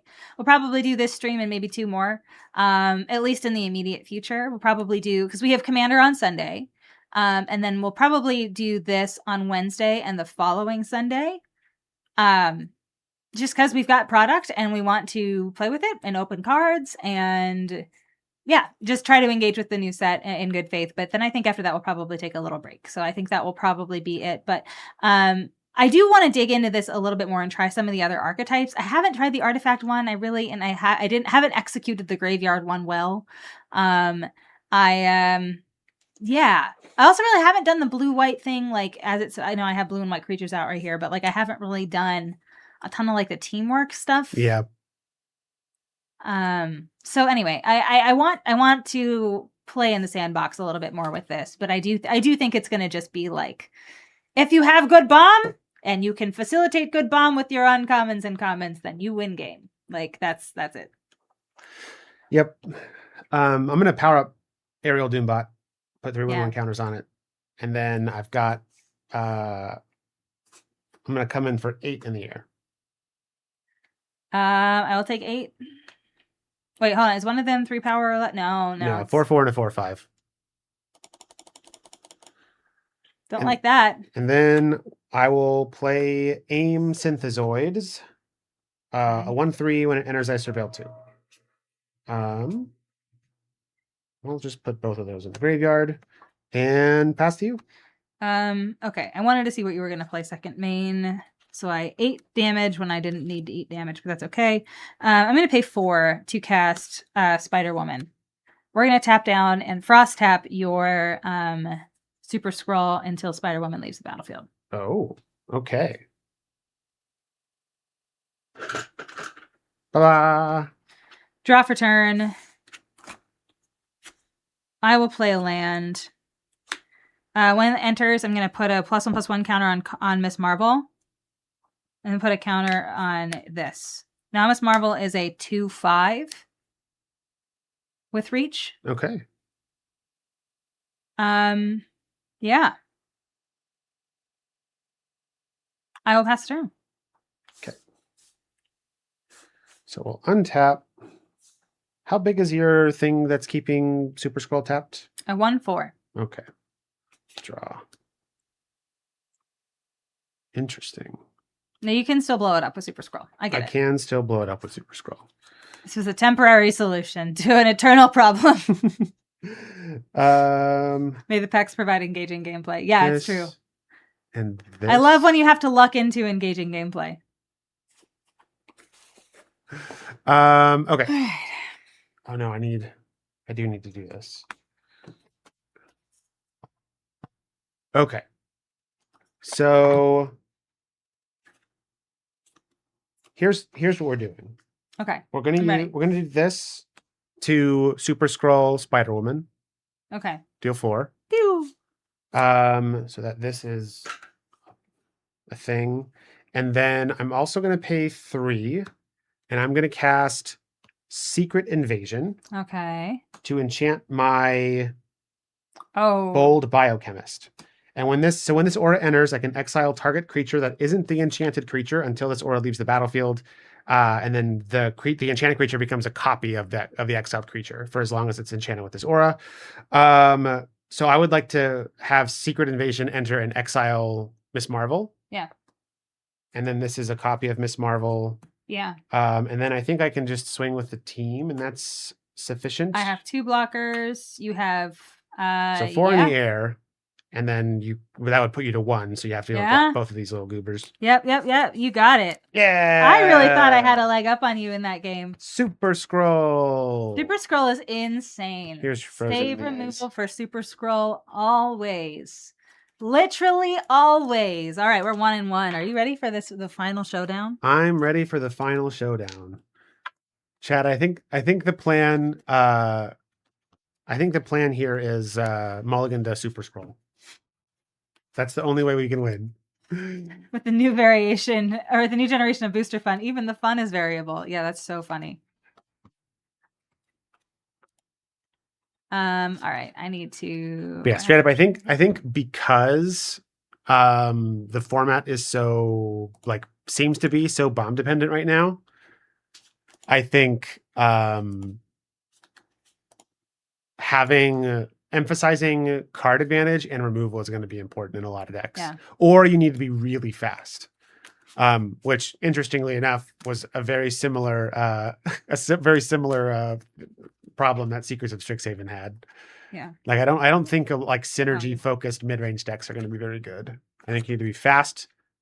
So get out before your opponent can play their bomb, or you need to be able to answer their bomb and make sure that you can answer their bomb, and as well as draw to yours as your opponent inevitably removes yours. Yeah. All right. Cards get a little upside down. Yeah, they weren't shuffling well, and I was like, "Do I need new sleeves? Like, what's going on? I never need new sleeves with rock cards." And then I just turns out I boxed myself, and I just had my cards upside down, and that's why they weren't shuffling well. So that's how I knew.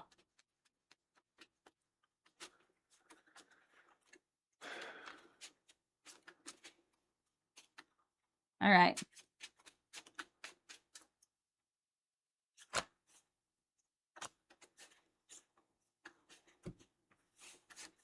I need to go to 20 here. I will take the play. I will keep this.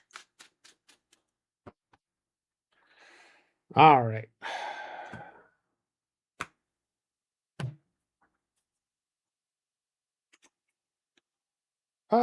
Yeah, this is not bad. Okay, great. I will play Surveillance Room, and I'm going to surveil. We're going to put this in the yard. It's Beast, Erudite Aerialist. And I will pass the turn. Be gone, Beast. Island. Pass.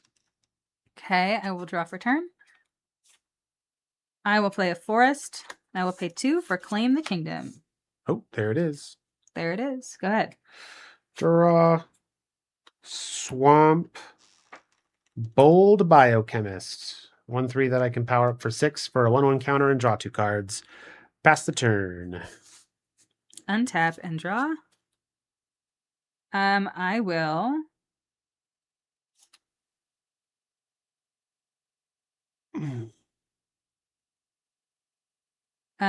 play a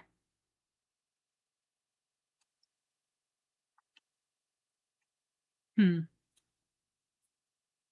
of borked myself here a little bit. That's okay. I'm going to play Plains. And no targets here. I will pass the turn. All right. Untap and draw. Play another island. I will try to rewrite history once more. And go to combat. Attack for 1. I'll take 1. Trigger on rewrite history. So we'll draw a card and then discard a card and then put a plan counter on rewrite history. Pass to you. Okay. I will draw. All right. I will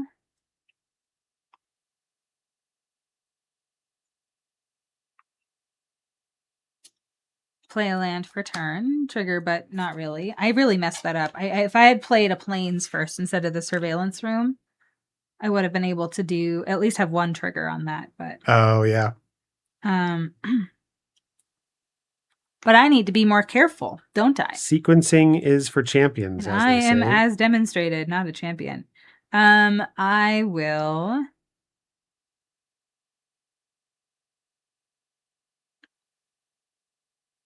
I'm gonna pay 4. Roaming Throne. Yikes. And I will pass. It's on heroes, and I will pass turn. Draw. Roaming Throne, certified good magic card. Especially when it's turn. You have 3 lands, and it has Ward 2. Play Aim Labs, so we'll gain a life. And then I will play Viv Vision Teen Synthezoid. A 2/2 robot hero with flying. When Viv Vision attacks, I draw a card if her power is 4 or greater, and then for 7 mana, we can power up for 2 +1/+1 counters. Pass the turn. Okay. Untap. Draw. I am going to pay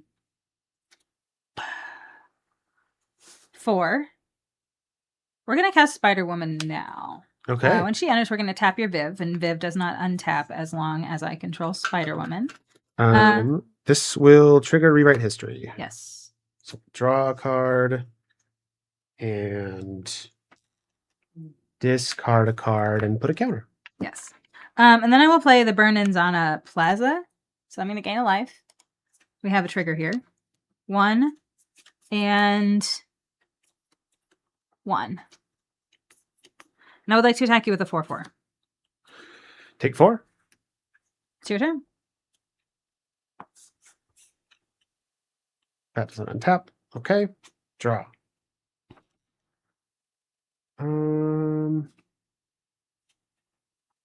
I would like for my room I'm to your champion. surveil.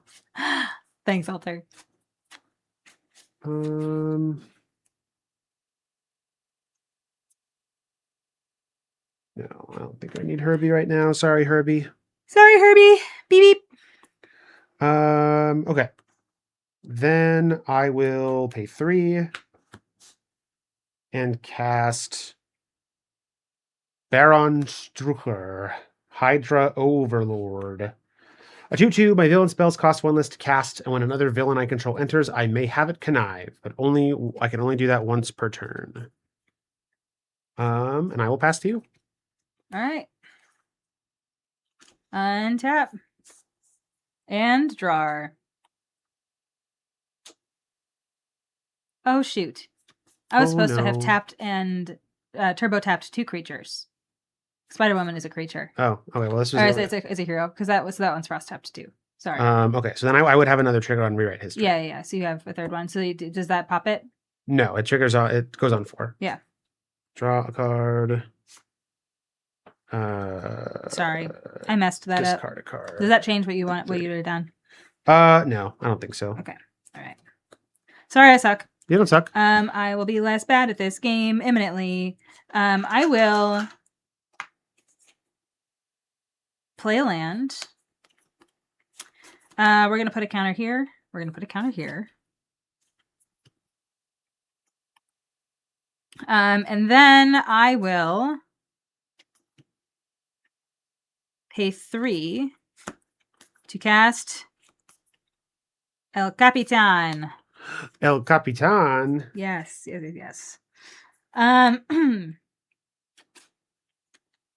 I will then pay 2 mana to cast Murdoch's Crusade. We're going to exile target enchantment. Okay. Combat, I have a 4/4. Take 4. And this is untapped. And I will pass the turn. All right. Untap and I know, Alter. I'm trying. Sorry. Play the forest. I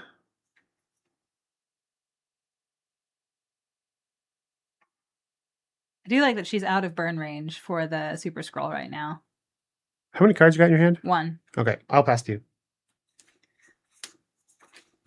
All right. Untap. Draw. Okay. Power and toughness of Baron Strucker. 2/2. Okay. I would like to pay 1 to cast Go Nuts. Nuts. I would like to put a +1/+1 counter on El Capitan. And then I would like to teamwork it to have him fight your Baron Strucker. Okay. I'll respond. Okay. We'll cast Hour of Defeat. Mm-hmm. As much as I would love to kind of fizzle your spell, I think I need to get my other creatures back. So I would like to destroy Spider Woman and surveil 1. Okay, great.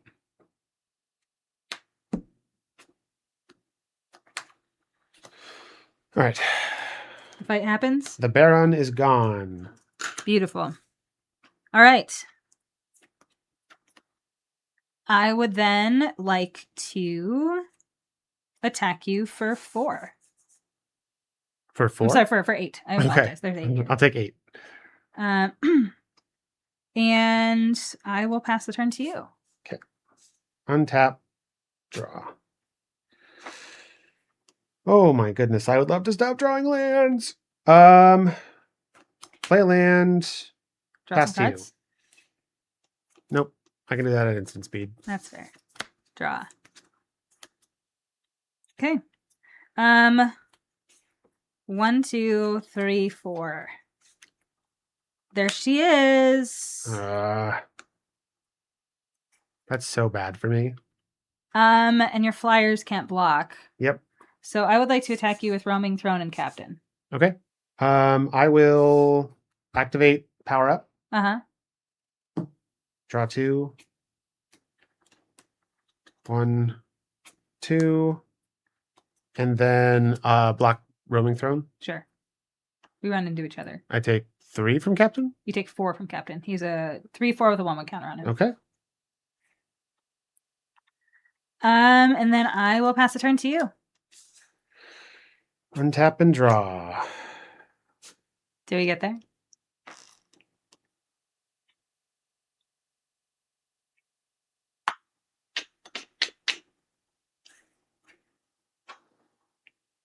Yeah, Storm is just the worst. It's so balmy. It's so like,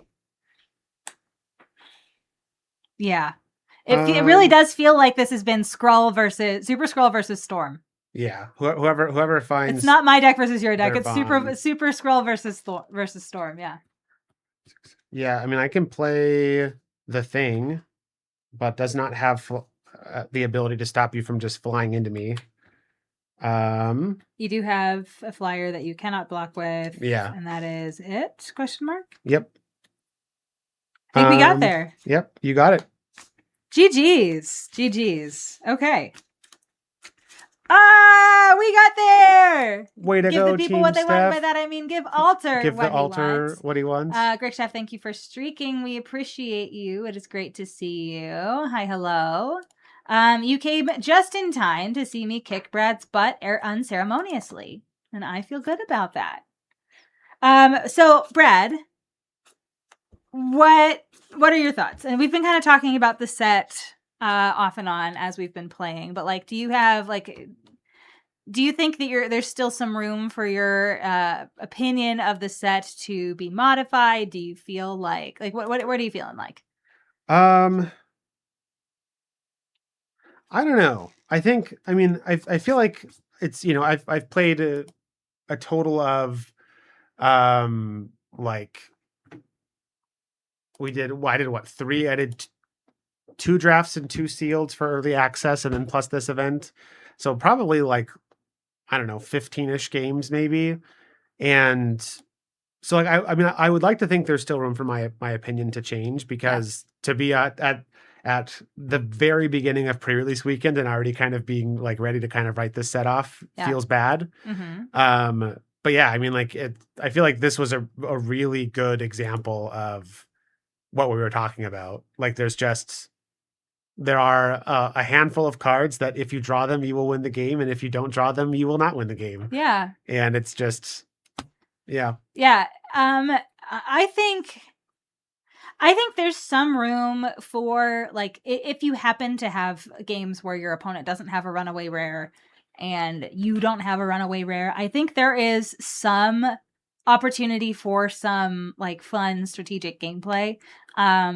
That's not just keep your best creature on the board. Right. But yeah, anyway, I'm interested to see. Yeah, I think if you don't have a runaway rare, I think your best bet is to do like the connive thing where you can like draw a lot of cards and play a lot of removal. Yeah. So that if you don't have your runaway rare, you can at least keep your opponents off the table, hopefully. That's fair. All right, friends. I don't know that any of the people that I follow at least are playing Magic right now. So do me a favor and go find your favorite streamer and go hang out with them. But we are just going to call it here. We have an ad coming up. But please remember, y'all, we are going to be playing Commander on Sunday. It's going to be really fun, and I hope you show up. We have some great guests. I've already talked to you about them at length. But please show up for that. That's going to be really fun. All right. Thank you for hanging out with us. We hope you have fun at pre-release this weekend. Give this set a shot and let us know what you think about it on socials. We would love to talk more about it. And remember that it's okay if you don't love something. You don't have to love everything. You don't have to always find a silver lining. If it's not your thing, it's not your thing, and that's okay. But you know what? I do think that there is some fun to be had here. I think you kind of have to get lucky to find it, but I think there is some fun that's to be had here, and I hope you find it. So, all right, we will see you all on Sunday night. Have a wonderful weekend, pre-release or not. And if you have some good weather, I hope you get outside and enjoy it. We will see you in a few days. Goodbye. Bye, friends.